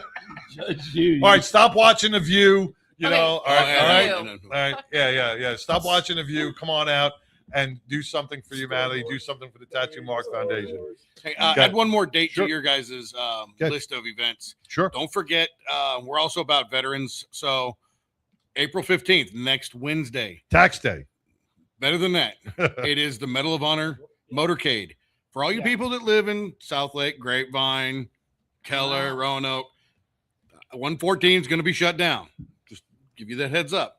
But if you ride, come out, join it. It's a great They'll be ride. able- all right. So where does it start? Right there at it's 183 and what is it? Allen Carter. There's that little emergency run strip that's right there. Okay. That's the staging point. You have to be into the staging point before 1 p.m. and then they'll line you up and set you up into groups. When the Medal of Honor recipients come in, they're in their bus and they are escorted by every city all the way up to Gainesville. Oh. Oh, And the motorcade is literally, I think I've ridden the last 5 miles in it, or 5 years, and it's 5 to 20 miles of motorcycles. wow. Every single news station has helicopters following us up there. You get north How of come we haven't heard this on? And it goes to the Medal of Honor. It goes all the way. No, it goes all the way up to Gainesville, which is the Medal of Honor host city. Yeah. Okay. And the ride is just unbelievable. You're literally looking in front of you, and you've got 10 miles of motorcycles in front of you, and 10 miles of motorcycles. Wow. That's always a great sight. Yes. And that's what date? It is April next 15th? Wednesday. Wednesday. On April 15th. We can do our show from. I'll broadcast from the back of your trike. There you go. There you go. Yeah. And hey, riding the trike in it's a lot easier. Oh, That yeah, would be I bet, kind I of bet. funny. Yeah, we can broadcast. Coming to you live. Yeah. So that's April 15th. That's Wednesday. Can you get us more information on it so we can Yeah, post them? we'll send it to you. so you can post We'll that. post I know how to find where to sign up, where to meet. There's and, no be sign part. up. Just No show si- up. Just show up. Just show up. Oh That's wow. the Okay. best. Just show up. I love that. Oh, Show up fantastic. with the bike With the Show up bike. with a bike. Or There the you go. Jeep. or the Jeep. Sure, they'll put you in the back if you Yeah. have Jeep. It'd be tail monkey. Cool. Is that the proper term? Am I going to get canceled for that? I had to walk No. that Jeep. All right. Well, once again, man, thank you guys. Thank It's all you about the kids. for being here and supporting our kids. And Tattoo Mark, I can't thank you enough for what you do each and every day. You have a passion, you have a heart, you have a drive for this, and this is what has really been your whole life. You Yeah, know? because I'm not supposed to be here. Stop saying that. But Yes, but but hold you on. are. But I am here for a reason. Yeah. And it's because God says this mission is not completed and it's never going to be completed because we need to still continue to do it for the kids. And I just thank God every morning that I wake up for give me a chance to breathe and to be able to bless these kids. All right. And when God calls him home, we're going to need another guy named Mark to come out and get his shit on tattoos. I don't think there will never be another tattoo Mark. Never. No. When they made this guy, they broke that mold, man. Yeah. Damn straight. Yeah. But You know, and then then you're a Dallas Cowboy super fan, so we need a Philadelphia Eagles super fan, right? Oh my Get God. the fuck out of here. We hate those Seagulls, baby. But hey, you know what? Go Chiefs. Oh, another Chief. Cowboy? No, I'm not a cowboy. I'm a Cowboy fan when I'm at your house. I'm not. I'm Raiders. a Raider. I'm- Raider fan. Raiders. Oh, so you're with Mongo. Mongo's a Yeah, Raider fan. Raiders. He's been a Raider. Raider, Hey, hater. you know what? I can't say anything. I'm a Cardinals fan. tailgater. They're doing nothing. Oh my God. Listen, my father-in-law is a Browns fan. He's been a Brownie since back in the day. You know, he still got his Browns. Die hard. Yeah, he's a They'll diehard have Browns. their day. Yeah, they'll have their day. Like Just the Chiefs just do like the eventually. Cowboys, they'll have their day one Oh, day. no, we've They kind of got given much up on love. them. Mike Dicker when Mike Dicker was the coach for yeah, but yeah. I thought you were saying that's something else for a Chicago second. Bears. I did too. I had to I like. was Oh, Hey. Chicago Bears. Sorry. All right. I'm just a tailgater. All right. Well, once Fun. again, I want to thank the Tattoo Mark Foundation. I want to thank Invictus LEMC. Join us here on Saturday at Roanoke Live On Oak Street. from 1 to 5 and donate a bear. And we're going to come back. Buy some other shit too. There's other things. Yeah, there's a lot of stuff to buy, but donate, support, and be something bigger and better about yourself, man. Go We're ride gonna- for a purpose. Do something. That's right. Yeah. Tell them, bitch. That's All right. right. We'll be back right after these messages.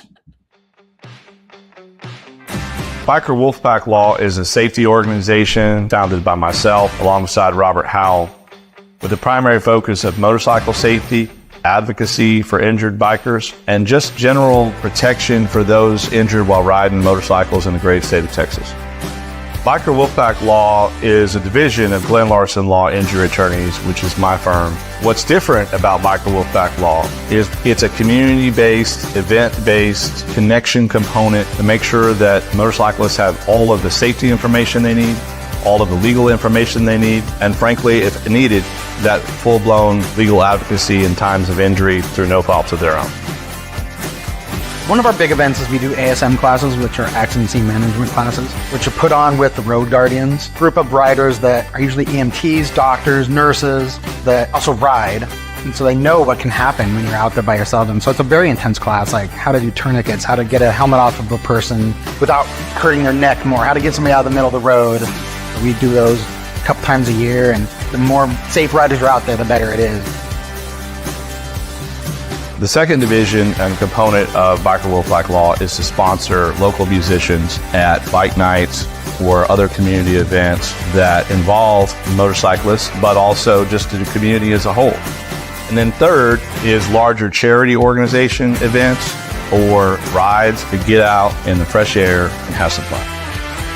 What I love most about representing bikers and motorcyclists across the great state of Texas is really one thing. It's about hearing the story. It's about going to motorcycle events, constantly meeting new people and making new connections. One of the reasons why I started Biker Wolfpack Law was to defeat and counteract many of the biases that are out there that, quote, motorcyclists are just dangerous.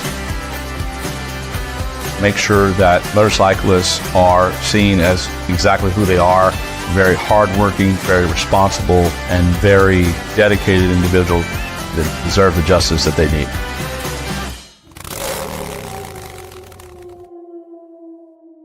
Leather Up will keep you safe while looking great with a huge selection of armored and casual flannel shirts. From beaded to sleeveless, Leather Up's got badass gear for all riders and all seasons. Leather Up with 3.5 million customers since 1999. Iconic biker brands like Milwaukee Leather and Hot Leathers to give you the largest selections anywhere. Comfort, variety, classic styling, and affordability with free same-day shipping on orders over $100. Visit leatherup.com and use the promo code MAYHEM for 20% off.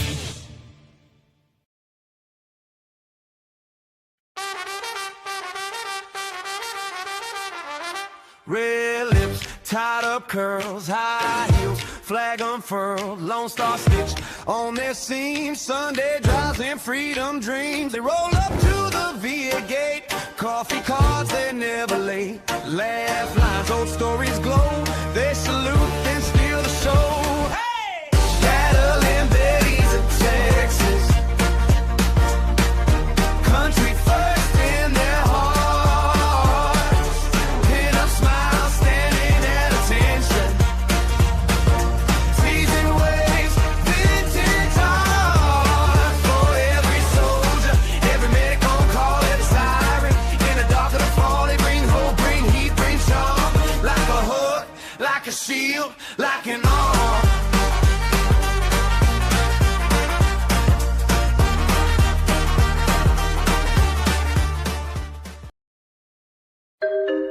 I was in an accident 12 months ago to the day. I was driving on southbound Santa Fe and somebody did a suicide left in front of me and I T-boned him at 45 miles an hour. From that point forward, I don't remember anything for the next 18 days because I was in a coma. She broke 9 bones, lacerated my spleen, put me in the hospital for 21 days. I remember none of it. Biker Down was founded in 2011 after riding several rides over the summer and seeing, tragically, my friends get injured. And I felt that there was a need missing in Denver and in Colorado for an organization that helped the biker community.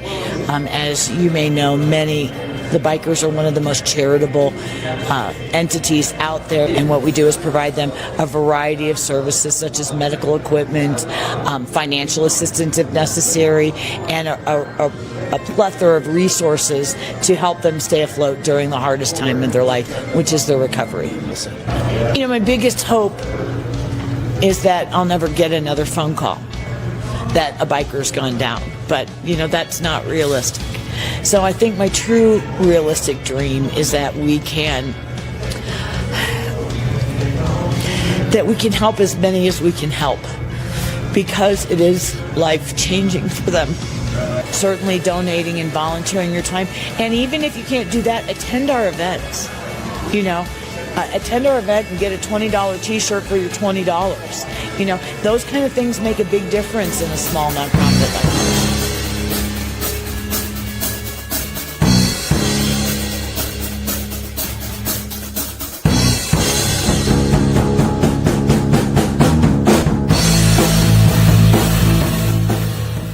Leather Up will keep you safe while looking great with a huge selection of armored and casual flannel shirts. From beaded to sleeveless, Leather Up's got badass gear for all riders and all seasons. Leather Up with 3.5 million customers since 1999. Iconic biker brands like Milwaukee Leather and Hot Leathers to give you the largest selections anywhere. Comfort, variety, classic styling, and affordability with free same-day shipping on orders over $100. Visit leatherup.com and use the promo code MAYHEM for 20% off.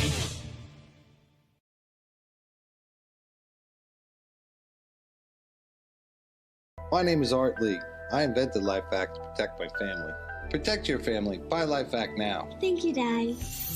That was us over 10 years ago.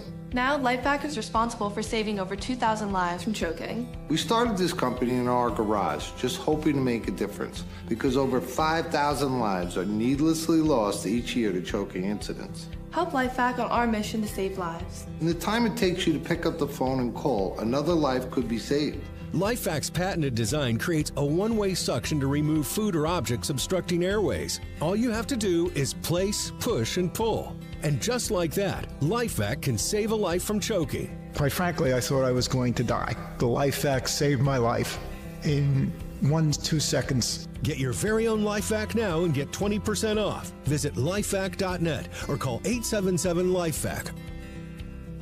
As my personal promise to you, if you order a LifeVac and have to use it, LifeVac will replace it free. LifeVac works on adults, teens, or toddlers and can be ready in seconds and last a lifetime, guaranteed. Best of all, you can even use a LifeVac on yourself, the elderly, physically impaired, or those that other methods may not be possible or are dangerous. In the event of a choking emergency, you could save a life, even your own. Thank you, Daddy. Life is precious and time matters. Choking can happen anywhere. Help us put a LifeVac in every home, school, restaurant, car, office, everywhere. Protecting families has always been our mission. I'm sure you love your family like I love my daughter. Do us all a favor and get your own LifeVac now. LifeVac saves lives. Order one for your home, the office. It also makes a great gift. Use promo code Jackie and save 20%. Don't wait another minute. A life might depend on it. Go to lifevac.net or call 877-LifeVac. That's lifevac.net or 877-LifeVac. Order now.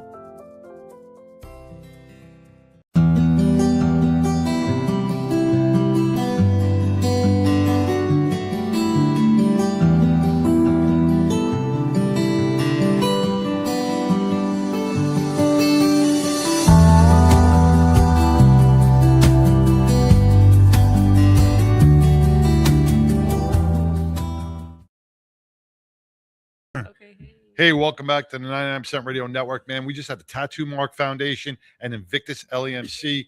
We had a lot going on. I tell you, that was an amazing segment for this Saturday's event at Roanoke Live for the Tattoo Mark Foundation Teddy Bear Drive. It's going to be a great day. We had a lot of fun. These guys bring so much to the table. They are such great guys, and they support Tattoo Mark. Fully. The location, I do want to boost the location because it is the old Chop Shop, which was a big music venue. Roanoke Live, which I believe, don't quote me on this, but the people that own Keller Tavern maybe ventured off and bought that location. So a lot of the staff went there and a lot of the menu items went there, which is good. And they elevated it now because the cafe next door is the kitchen.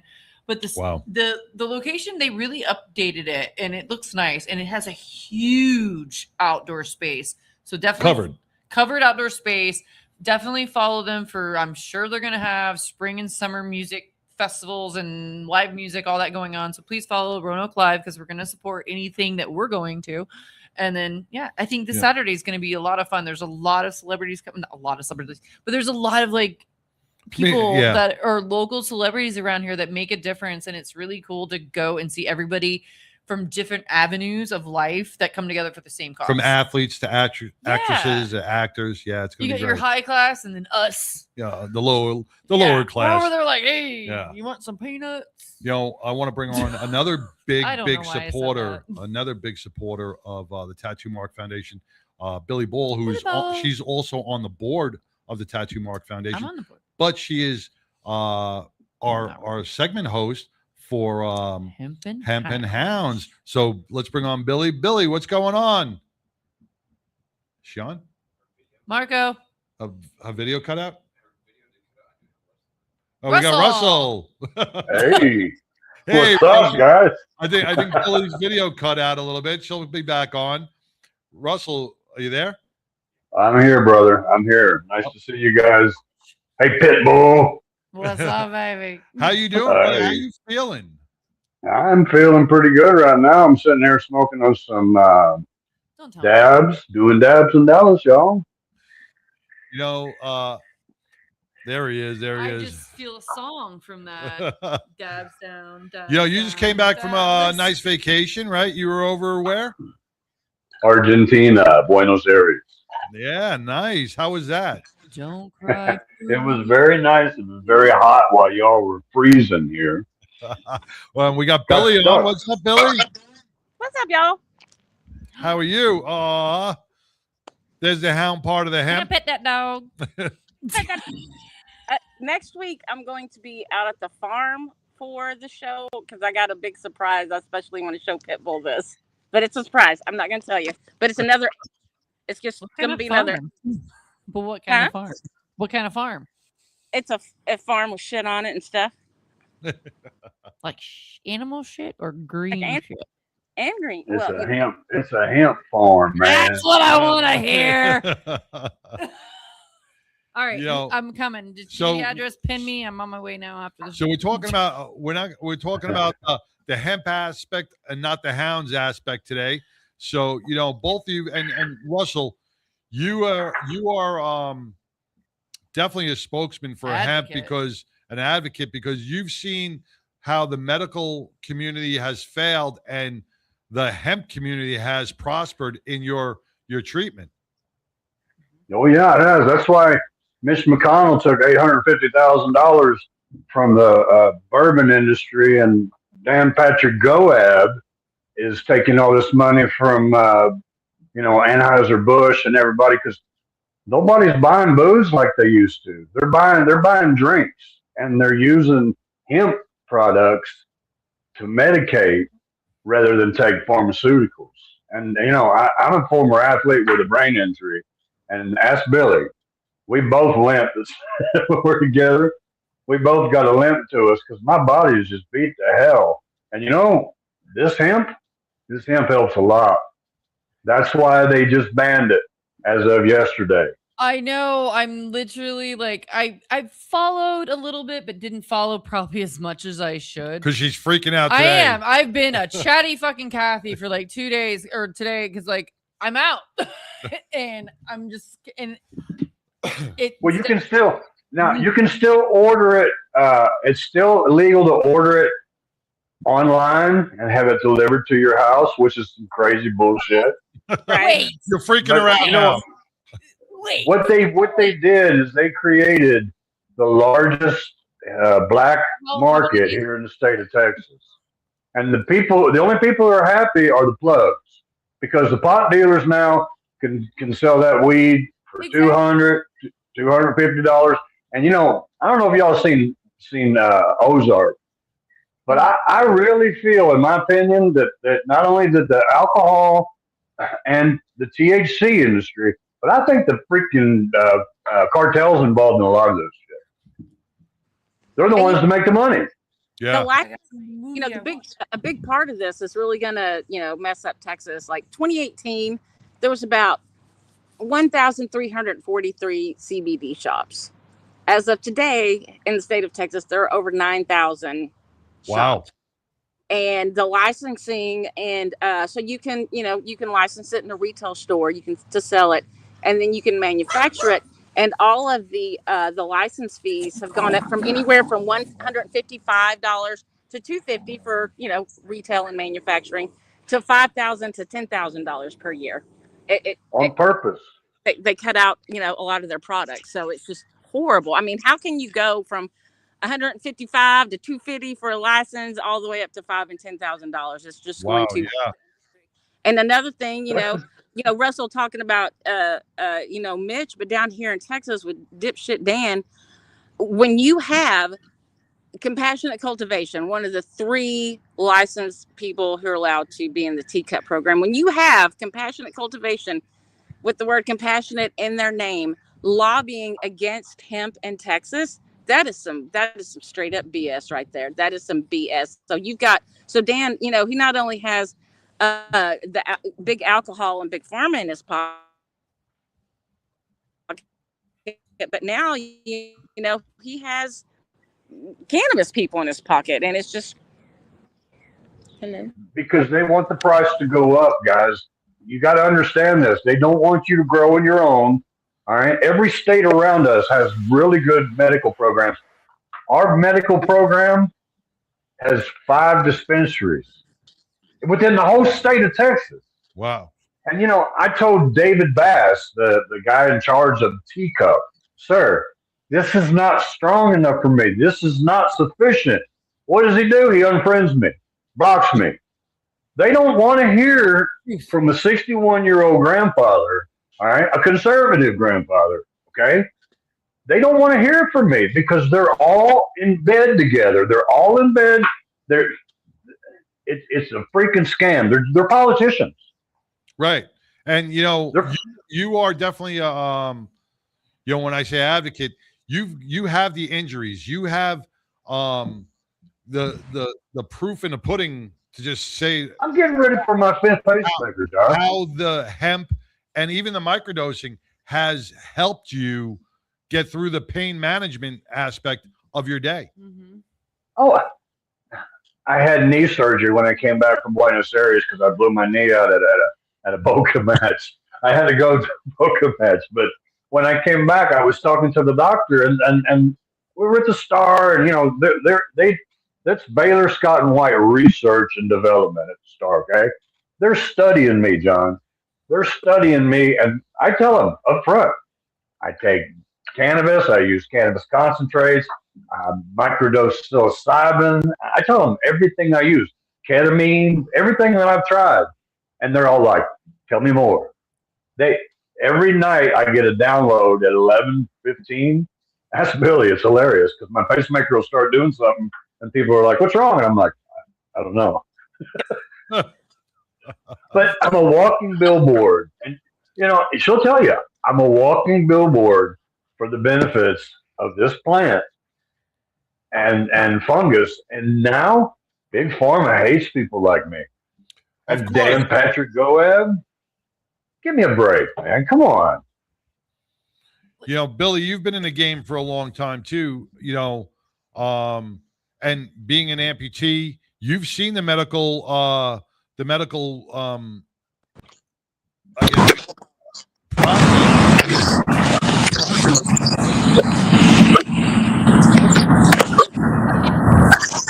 Everybody's thinking of Billy's backyard. Our sound guy left too. I don't know if that's Billy's microphone. Yeah, I don't know. It sounds like a horror movie. I don't know what. You know, but even Billy knows what this can do for you when we talk about medical, you know, how it helps. Well, you know, like I did a casino event Saturday, and you know, like when you've done something 100,000 times, but then you get to that one time and you don't know what you're doing. Like I was carrying the tables wrong. I ripped the bottom of one across my face and like ripped the Velcro shit across there. I was just really sore and stressed from having to drive a box truck in Dallas. I hate Dallas. But anywho, I was really sore and just stressed the next day. And, you know, I took some Advil, I took some of this, I took, you know, all the OTC stuff, and just nothing was working. And I'm like, you know, I got to think about my liver. So I was like, screw whatever else I got to do. And I took a gummy, and, you know, I felt muy bueno for the rest of the day. And I took one yesterday and was able to get stuff done. But it just really, really took away the pain. I mean, I'm such an advocate for it. It is, it's crazy, you know, and that's why I make my own stuff and also make stuff for other people, because it's so invaluable. And just recently, some stupid ass study came out about, you know, there's no evidence that shows there's any help for between cannabis and PTS or TBIs. And I'm like, and I started researching the university, the something of Matilda overseas, and the little youngin who had his little name slapped all over it. And it's just ridiculous, because you can't tell me you can't talk to people like Russell, like myself, the veterans that we speak to, and when they tell you it works, yeah, I'm going to believe them, because these are men who will not ever express that they have any pain, that there's ever anything wrong with them. But when you give them something and they say, that worked, That's all I need to hear. That's all I need to hear. And even the stuff in these stores these days, I just want to be very honest with everyone. The stuff in these stores that they're having such a big hoo-ha about, it's glorified hemp. The Delta 9 isn't actually the good that you get from the good. It's a synthetic. It's a derivative. It helps people, but people are losing their mind over something that's akin to a synthetic, like our vitamins we take. There's no actual vitamin C in those. There's no vitamin D in those. It's all synthesized nutrients and supplements. And that's what some of this stuff is that everyone's losing their mind over. And, they shouldn't. It helps. Well, when you talk about Delta 8 and Delta 9, really just refresh everybody's memory. Give us the one-on-one. Give us the one-on-one on Delta 8 and Delta 9. For those Gotcha. who don't. So, real quick, cannabis and hemp, they're sister plants, twins. One is very studious and, like if you're going to grow cannabis, you're going to grow it for one thing, and that's the medicine. That's it. If you grow hemp, you can grow it for the medicine. You can build a house out of it. You can build a car. You can make fuel out of it and just about anything you need. And so when you're talking about THC, you will hear them talking about the hemp ban and all that. You're going to hear them talk a lot about something called THCA. THCA is the unheated version of THC. It's still good for you, but the only thing that gets you high out of all of these plants is THC. And that only happens when you have cannabis and you put some heat to it, either putting it in the oven to decarb it for edibles or putting the fire to it to smoke it or whatever, how you're going to extract the THC. So the THC doesn't get you high. They're having a big deal about that. And, of course, you can manipulate it to get you high. But so when you go into these stores and you see Delta 9, the little triangle with the 9 on it, that is supposed to stand for tetrahydrocannabinol, THC, Delta 9. The only intoxicating thing in cannabis, right? So what they do is the hemp bill, the farm bill in 2018, which legal hemp.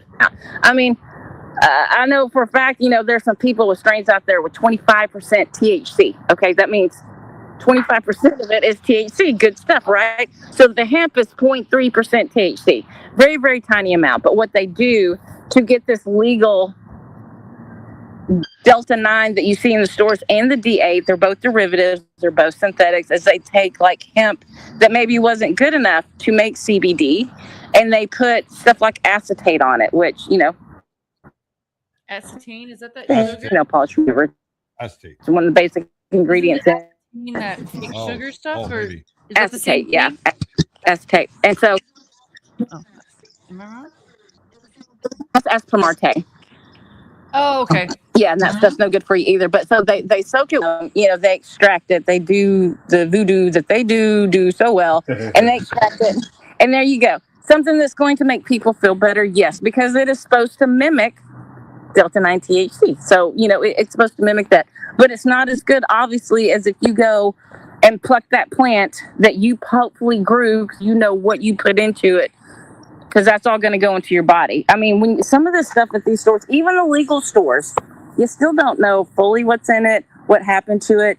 If you look up at Oklahoma right now, they're in just a shit ton of trouble because they can't get their program together that was supposed to fund schools and fund roads. Now, they make a lot of money. Where's that money going? Not where it's supposed to. The Oklahoma Medical Marijuana Authority, they're the people in charge of giving out licenses for the places that check it, for stores and everything in the industry up there. But all the places they're licensing to check the products have been failing testing. And they're trying to recall products from 4 years ago. And I'm like, ain't nobody got no pot from 4 years Ain't ago. nobody keeping it that long. No. We're Hell smoking, no. man. On in like 4 hours. No, Hey guys, I got some proof here. If what Billy was talking about, if it shows up, here's my container. It's got the THC levels. See the THC and the CBD and the terpenes. I don't know if y'all can see that or not. There we go. Okay. Yep. Oh, bring it over right there. Yep. All right. Send me your address. I'm getting an Uber. This is concentrated. It has 83.58% THC, 2.82% CBD. That's the medicine for the one that they're trying to ban here. And then the terpenes. Okay, terpenes help. Sorry, guys, everything's backwards. Oh no, you're good. You're good. So if you Russell, if you didn't have this stuff, right? Let's talk dollars and cents here, and let's talk pain management. If you didn't have this, right, and you had to be on a medication, right, without insurance, it'd probably run you thousands of dollars per month. Correct? You wouldn't be on the medication because it costs thousands of dollars. Right. Exactly. I was there, man. When they took away, when I lost all my insurance, and they tell you to go on Cobra, and you got to start paying for it out of your pocket. Those medicines were expensive. That's why they always think people are selling their drugs. They make you test. And I have people tell me, hey, man, why didn't you sell your drugs? Because I was freaking taking them. I was in pain. Right. Yeah. You could have been a millionaire. I'm like, look, man, this whole system that you're talking about, John, it's a nightmare. And that's why fentanyl and the Chinese people knew what's the best way to freaking go in and kill a bunch of Americans. Fentanyl. There's a movie out, and I'm using my phone for a live right now, but there's a movie out that me and my husband watched last night. It was I will post it. It was about the cops dealing with the drug situation, but it was also dealing with people across the border bringing it. And it didn't place anybody in a villain or a hero act. It was just real life. And it was a Matt good Damon? What was it? Matt Damon and was it Matt Damon in it? No, it just came out like literally like a couple, I want to say it was on Netflix. Like it came out. I saw it. It's in Miami where they're stealing the drugs, right? No. Okay. Matt Damon was definitely not in it. It was okay, but I know what you're talking about. Known actor in it. It was like I'll post it, but like we watched it last night, and it was one of those things that was just raw and real on how the fentanyl problem is coming in.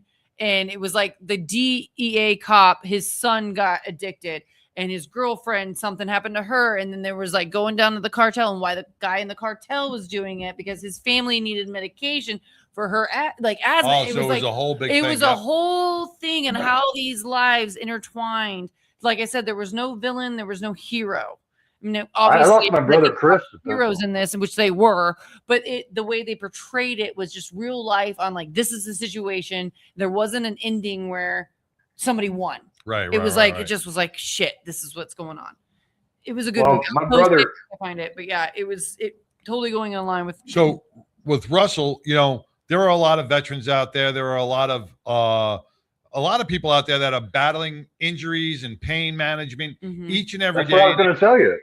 My brother died from it. He was a veteran, and the DEA, or not the DEA, the Veterans Administration kicked him out of pain management because he tested positive for cannabis. So he bought what he thought was Percocets on the street, and he died. I lost two brothers and a mother to this shit. That's why I became an advocate. Well, You're right, John. What is your best recommendation for those people out there that are going through this? Because there's got to be thousands and thousands of people out there that are going through this each and every day. What are some good recommendations that you can provide for them? The first thing you do is you contact your locally elected officials and tell them your situation. I don't care if you're Democrat or Republican. You let them know I'm a veteran, I served, and I'm not being taken care of. That's the first thing. Then you find what works for you. Me and Billy, we like flour. We like concentrate. But some people might want the oil. Some people don't want to smoke it. Some people get really paranoid when they use cannabis. Okay, there's all different kinds of ways you can use this drug. And since I became an advocate, I can't believe it. And answer your question. Find the best medicine that works for you and go from there. And then try to talk to a medical professional. Sorry, my brain injury is kicking my ass now. Talk to a medical professional.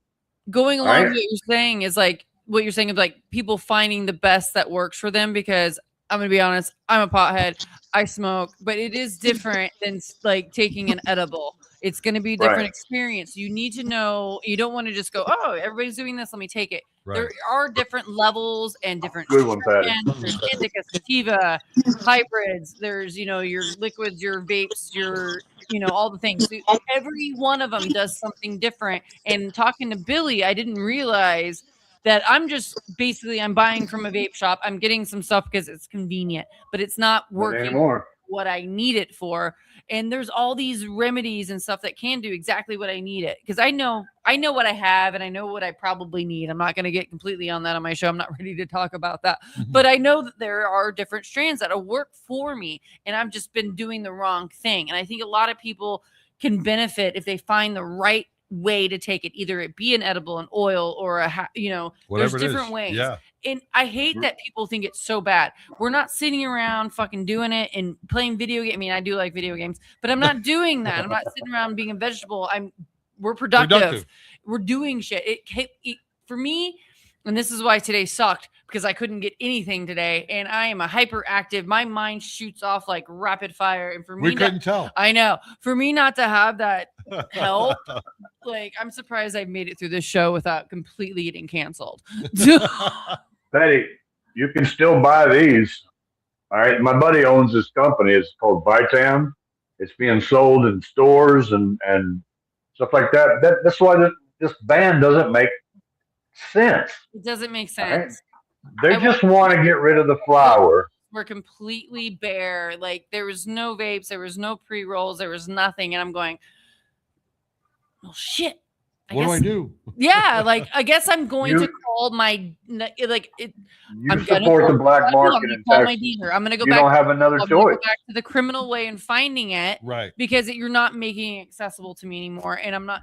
It's just. They probably did that on purpose so they can make more money in the law enforcement too, because they're going to start writing tickets again. They're going to start putting people in jail again. Once we're going to be surprised, and there's a whole nother thing because I know things take time. So I'm hoping that the positivity of it is that there's going to be a solution here in a little bit, because maybe it's going to be legalized to actually have the real shit being grown. There's a lawsuit. Here. There's a lawsuit right now. You know that. No, I know you know way more than I do. I'm probably need. Me and Billy were talking about it. It. Hometown Hero filed a lawsuit at the stroke of midnight on the 31st, and I know that the state of Texas is currently in a lawsuit over this because, let's face it, guys, we don't want to go backwards. No.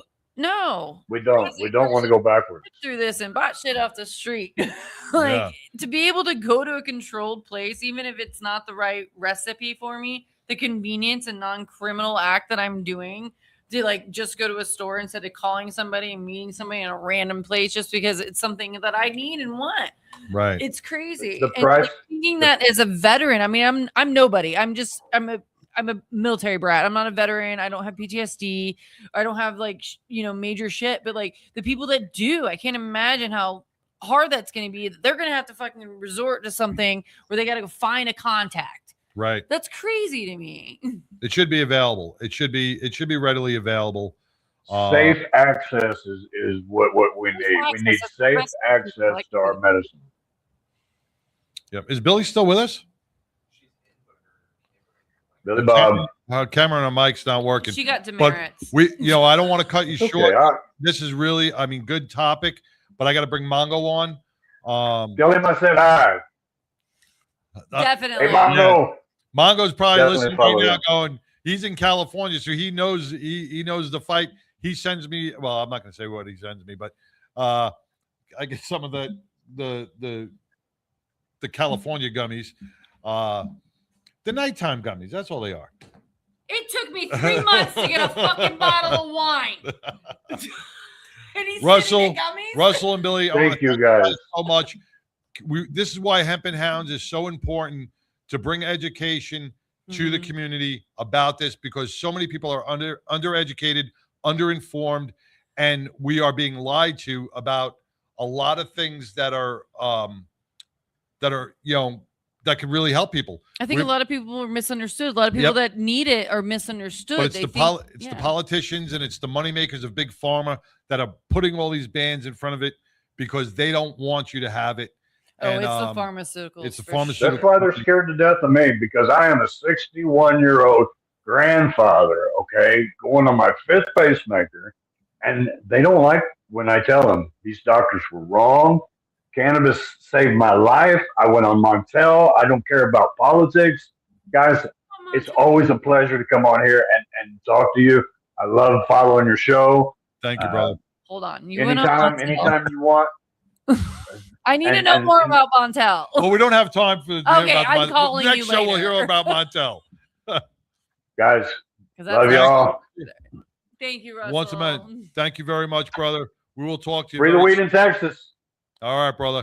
Thank you, Billy. If you Adios. can hear us, but your mic and your video went out.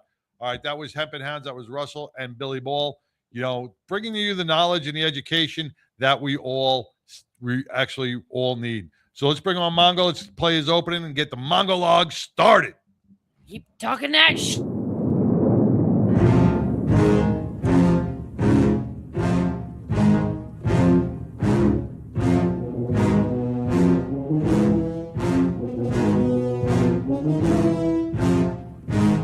Mongo! Santa Maria! Never mind that shit. Here comes Mongo! Mongo, what's going on, brother? What's happening? Another day in paradise. Another day in paradise. You know what? Fuck off with that. Did you hear the last Hemp and Hounds? I mean, you heard Russell? As he's rolling his doobie right yeah. now. What'd you think, man? I mean, did you hear any of it? Yeah, I watched it, but I've been watching the whole show. Yeah, Texas is very restrictive. It's I'm dying to hear Mongo. I don't see the big I mean, obviously, when I was on the job, I didn't agree with it. Right now, I don't care. I don't see a problem with it. It is what it is. It is what it is. It's one of those things. I totally get how it can be abused. Like, I get how, like. Well, so can alcohol. Exactly. You But know? ain't nobody robbing a store high. Right, but you know, Ain't nobody. you could be They're too abusing. lazy. You could be abusing anything, alcohol, even nicotine, smoke, cigarettes. You know, I don't Porn. see where the everything could become addictive, and you just got to use it in moderation. But to just jump off that, let's jump onto the Mongo log. You know, last week you called out a lot of people. I thought it was an amazing Mongo log. I'm looking forward to this one. What do we got going? Are we going to be talking about No Kings? Actually, no. I'm talking about ICE today. Oh, all right. Same thing. There we go. We support our ICE agents out there. I like my drink chilled. They are doing a great job, you know, keeping this country safe. And I can't wait And I to hear hear what. the airport lines are really low now. Well, you know, Everybody's happy. I don't understand. You know, I don't think I'll ever understand the Democratic views of why they don't want ICE here or they don't want ICE there. You know, the only cities that are having issues are the blue cities that are, protesting against it. Otherwise, you don't hear about ICE in every city. You don't hear any problems in any other city. Well, it's depending on what station you're watching. And that's another thing. Really quick, I want to notice, so I used to have a Democratic background. I'm not going to lie. I was a hippie college kid. Changed my views on Facebook, everything like that. I've always when Charlie Kirk, that whole thing happened, all my feed was with my views. For some reason, the past 2 weeks, I'm getting such a left side views on all of my TikTok feeds and reels. Like the algorithm for some reason is not my algorithm. And I'm wondering about that. And maybe a topic for next week. Yeah. It really I'm going what the hell's this? Yeah. Yeah. Well, that's all the media. Recent, that's the social media, and there was a big thing the other day on the news about how the social media is leaning so much more towards the left with the algorithm, It's and they're the trying to pass that. brainwashing. Yeah, it's the brainwashing It's aspect. crazy, and I'm like, not this bitch. All right, so Mongo, let's talk about ICE and let's hear this Mongo log because I'm going to sit back, relax, and enjoy it. All right, here we go. All right. The economic impact of illegal immigration in the United States is a continuous issue, with estimates of the cost to taxpayers varying significantly based on different methodologies and assumptions. The burden, and I say burden because it's definitely a burden economically, financially, criminally, and socially when the issue of illegal immigration is debated in the United States. Depending upon whose math that you use to estimate, the costs vary widely. Some studies suggest that illegal immigration costs taxpayers between $3.3 billion to $151 billion annually, depending upon the methodology used and other various factors being considered. Because of various factors such as tax contributions that are made and public benefits utilized, the actual annual cost can only be estimated. The U.S. Code related to illegal immigration primarily includes 8 U.S.C. Section 1325, which addresses the improper entry by aliens. This section makes it a criminal offense for an alien to enter the United States at an improper time or place. For aliens who have been caught and deported but chose to illegally return, Section 8 U.S.C. 1326 deals with the re-entry after deportation. This section penalizes individuals who re-enter the U.S. after being previously deported. This is considered a felony offense, carrying more severe penalties than those of the initial illegal entry. I hope you all notice I continue to use the term illegal entry. Individuals come to this country every day legally through ports of entry the way they're supposed to. I'm not necessarily opposed to those deserving individuals. I would like to remind everyone, however, that while they are here, they are guests of our country. If they choose to break the law, involve themselves in disruptive demonstrations, or act out against the interest of this country, I have no issue putting a red bow around their necks and sending their asses back to live in their best life in whatever godforsaken land they came from. Illegal immigration is often viewed as a problem due to concerns about potential increases in crime, economic burdens on public services, and a violation of our immigration laws. However, studies show that statistically undocumented immigrants typically commit fewer crimes than native-born citizens, and they apparently contribute significantly to the economy through taxes and labor. Now, that last statement may be a matter of opinion, but I am nothing if not fair, and I will mention both sides of an argument, no matter how ridiculous they may seem in my monologue. Regarding this little tidbit of crimes committed by illegal aliens, the following just warms my heart. According to one method of documenting crimes that are committed by illegal aliens, statistically, they commit fewer crimes than we in the Wild West native-born U.S. Americans do. Well, if there were ever a slogan that needed to be put on a flag, it's that one. Apparently, we should basically keep our borders open because fewer crimes are committed by those who enter illegally than by the we native-born citizens of this country. Personally, I couldn't care less exactly what the crime stats are. Any crime committed by an illegal alien counts as 2 crimes that shouldn't have been committed in the first place. Their illegal entry was the first crime that we apparently shouldn't be worried about, and then any subsequent crime that is committed, in case anyone is wondering how my math works out. As far as any contributions to our economy made by illegal aliens, here's the truth that the crime stats don't reveal. Many of these workers are being paid under the table. So I'm pretty sure that any of them who are actually paying their taxes probably doesn't even out the services being utilized due to their presence. Yes, I'm bitter about this. This one subject particularly bothers me. My partner was killed by an illegal alien. I was seriously hurt myself, so screw those guys. According to the U.S. law, even undocumented immigrants are required to pay federal income taxes on their earnings.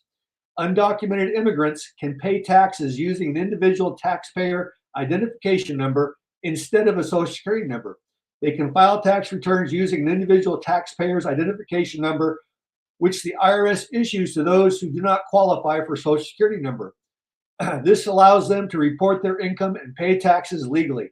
Excuse me for sounding skeptical, but since they're here illegally, why would they make their presence known to the United States government and give away part of their money that they are either earning under the table? Sometimes our fucking government amazes me with their logic.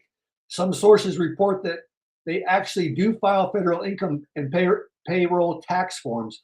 This apparently contributes billions of dollars. Now, this is what the research shows, billions of dollars to the federal, state, and local tax revenues, even though they themselves are not eligible for certain benefits. I'm guessing that the IRS must be kept pretty busy with all these forms being filled out, with all these buckets of cash arriving from all the contributions from the illegal aliens. I mean, what better way to advise the very government that you've evaded regarding your illegal presence than with your employment status and your contribution paying their completely recorded and fair share of income taxes? The left has demanded the abolition of ICE, arguing that agencies' practices are cruel and inhumane, particularly under the Trump administration's policies. Now, Barack Obama's administration oversaw higher cumulative deportation counts than in Donald Trump's first term, with multiple data sets showing millions of illegals removed between 2009 and 2016, with peak annual removals occurring around 2012 to 2013. Donald Trump's administration has pursued different tools and public postures. His department of crushing souls and vanishing gardeners is expanding and expediting removals and emphasizing interior enforcement. This has resulted in a policy profile described as more aggressive than even our former savior, Barry Obama. Critics argue that ICE's enforcement tactics, including family separations and aggressive deportations, are inhumane. Call me crazy, but hear me out on this. I have to really question their use of the word inhumane regarding these so-called family separation issues. If you or I committed a crime and we were to be arrested and incarcerated for that crime, would we be separated from our families? Would that then be grounds for our immediate release from custody? If one chooses to commit a crime, one chance is doing the time. Entering the USA illegally is a crime. Personally, I don't care whose abuela, tío, hermano, papa, amigo, cook, gardener, or local MS-13 community member you may be. If you are here illegally, then you came the wrong way and you need to be shown the door out. President Trump offered all of you a free ticket home along with $1,500 pocket cash and the ability to re-enter legally by voluntarily deporting yourselves. They were given cash. Our U.S. tax dollars was theirs to piss away on whatever they wanted, tacos, cerveza, or even a fucking piñata for their I self-deported and all I got was a t-shirt and $1,500 in cash party.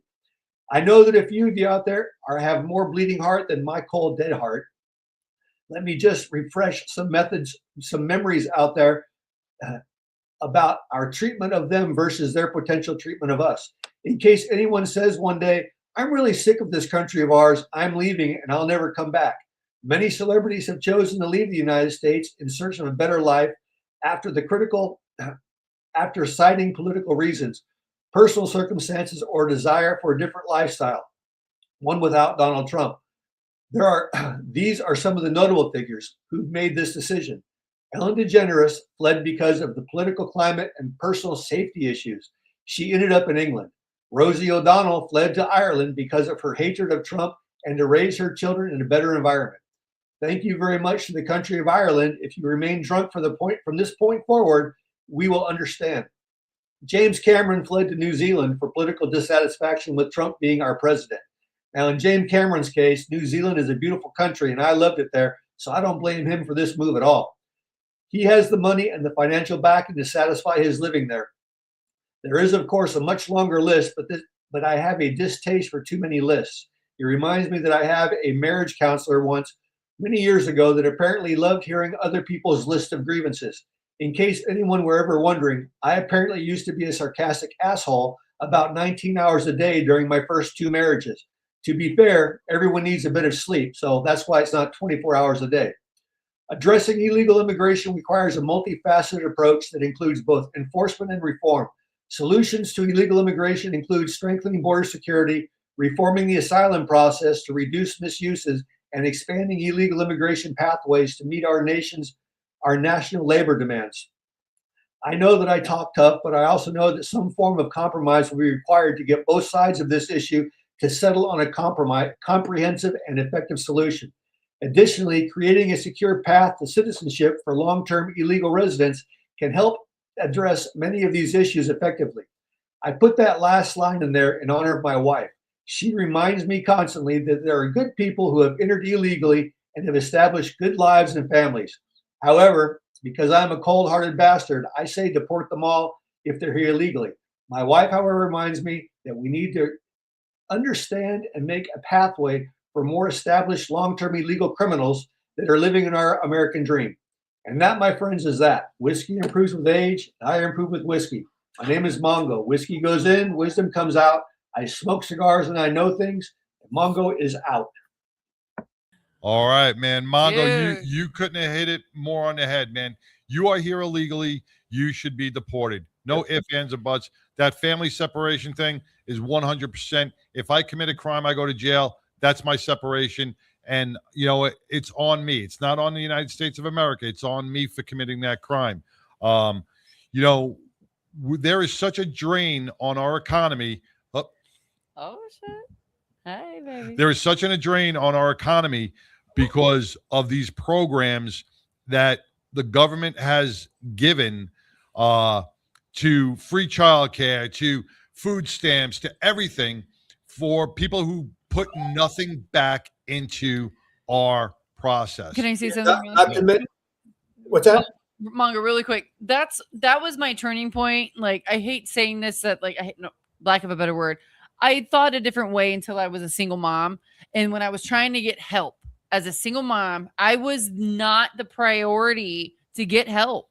I mean, it was going everywhere else. That's where I got fucking fed up. Like, I'm here, I'm doing everything I'm supposed to be doing, and I see everybody else, and I'm just keeping everything vague in my terms, getting the help and living off of everything. And here I am, a dental assistant, making decent money, but my paycheck's like $1,300. My rent's $900. I get that much money left for food for me and my kid, and then I ask for help, and I can't get it because it's going everywhere else to illegal people that weren't supposed to be here. And that's where I got pissed off. And there's about half of our states, they have programs where if an illegal alien's child attends 3 years of high school, it doesn't say graduates or passes, but attends, then they are entitled to free tuition at a state university.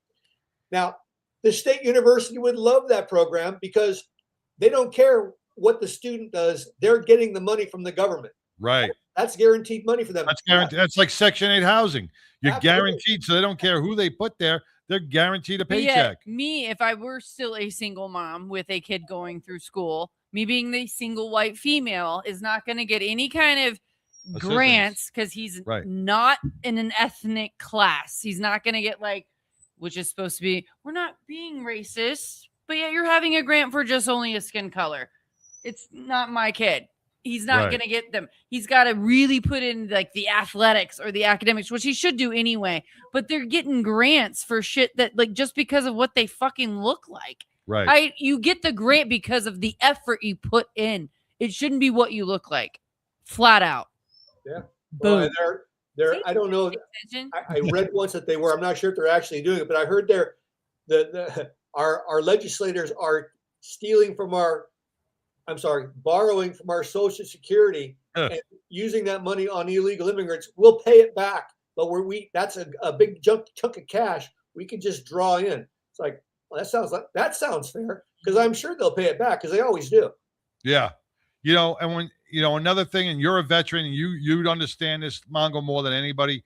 We have so many veterans that are out on the street living in poverty who fought and defended this country, and they aren't getting not even a quarter of what they are giving to those who come here illegally. And sometimes I think like though that maybe they're put on the streets and they don't get the resources, and that's also a fail on our government as well. That they're being put on the streets without the resources, because you can't expect them to come right back. And no, I mean, they were put in the military at 18. They went in there as young adults. That was their career, and then you dump them off into the streets and you go, good luck. Somebody should be there like, hey, this is where you need to go. This is what you need to do.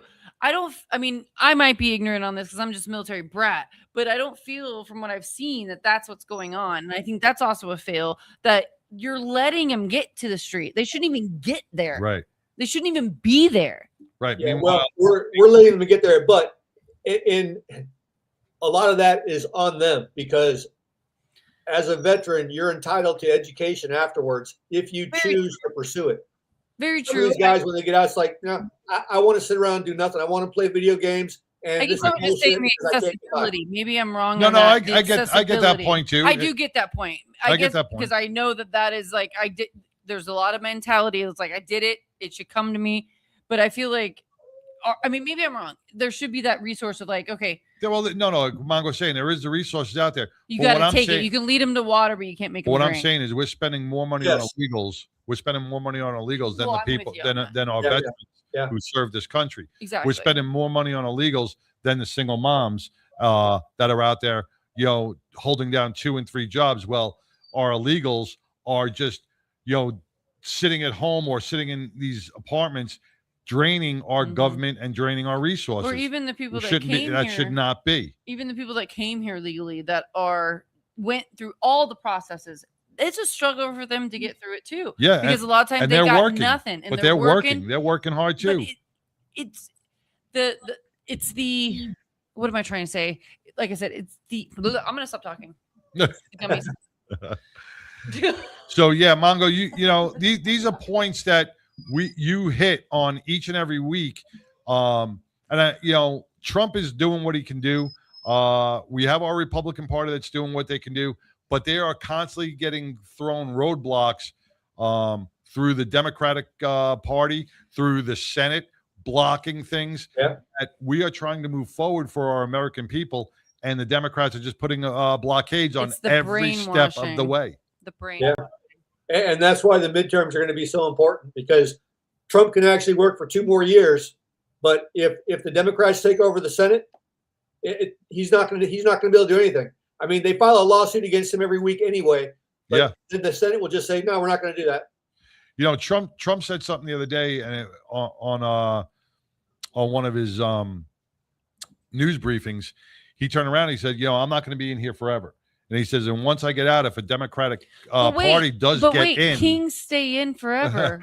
But when he gets out, he says everything that he did is going to be abolished by some Democratic socialist or Marxist mentality that's going to break down the whole system, and it's just a vicious circle. You have to get out there and vote. Get out there and vote. Absolutely.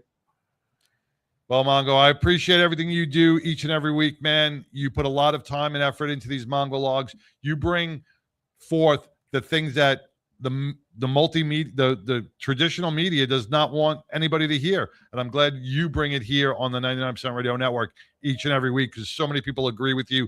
So many people support you. And it's a need for us to know. Well, I like doing it.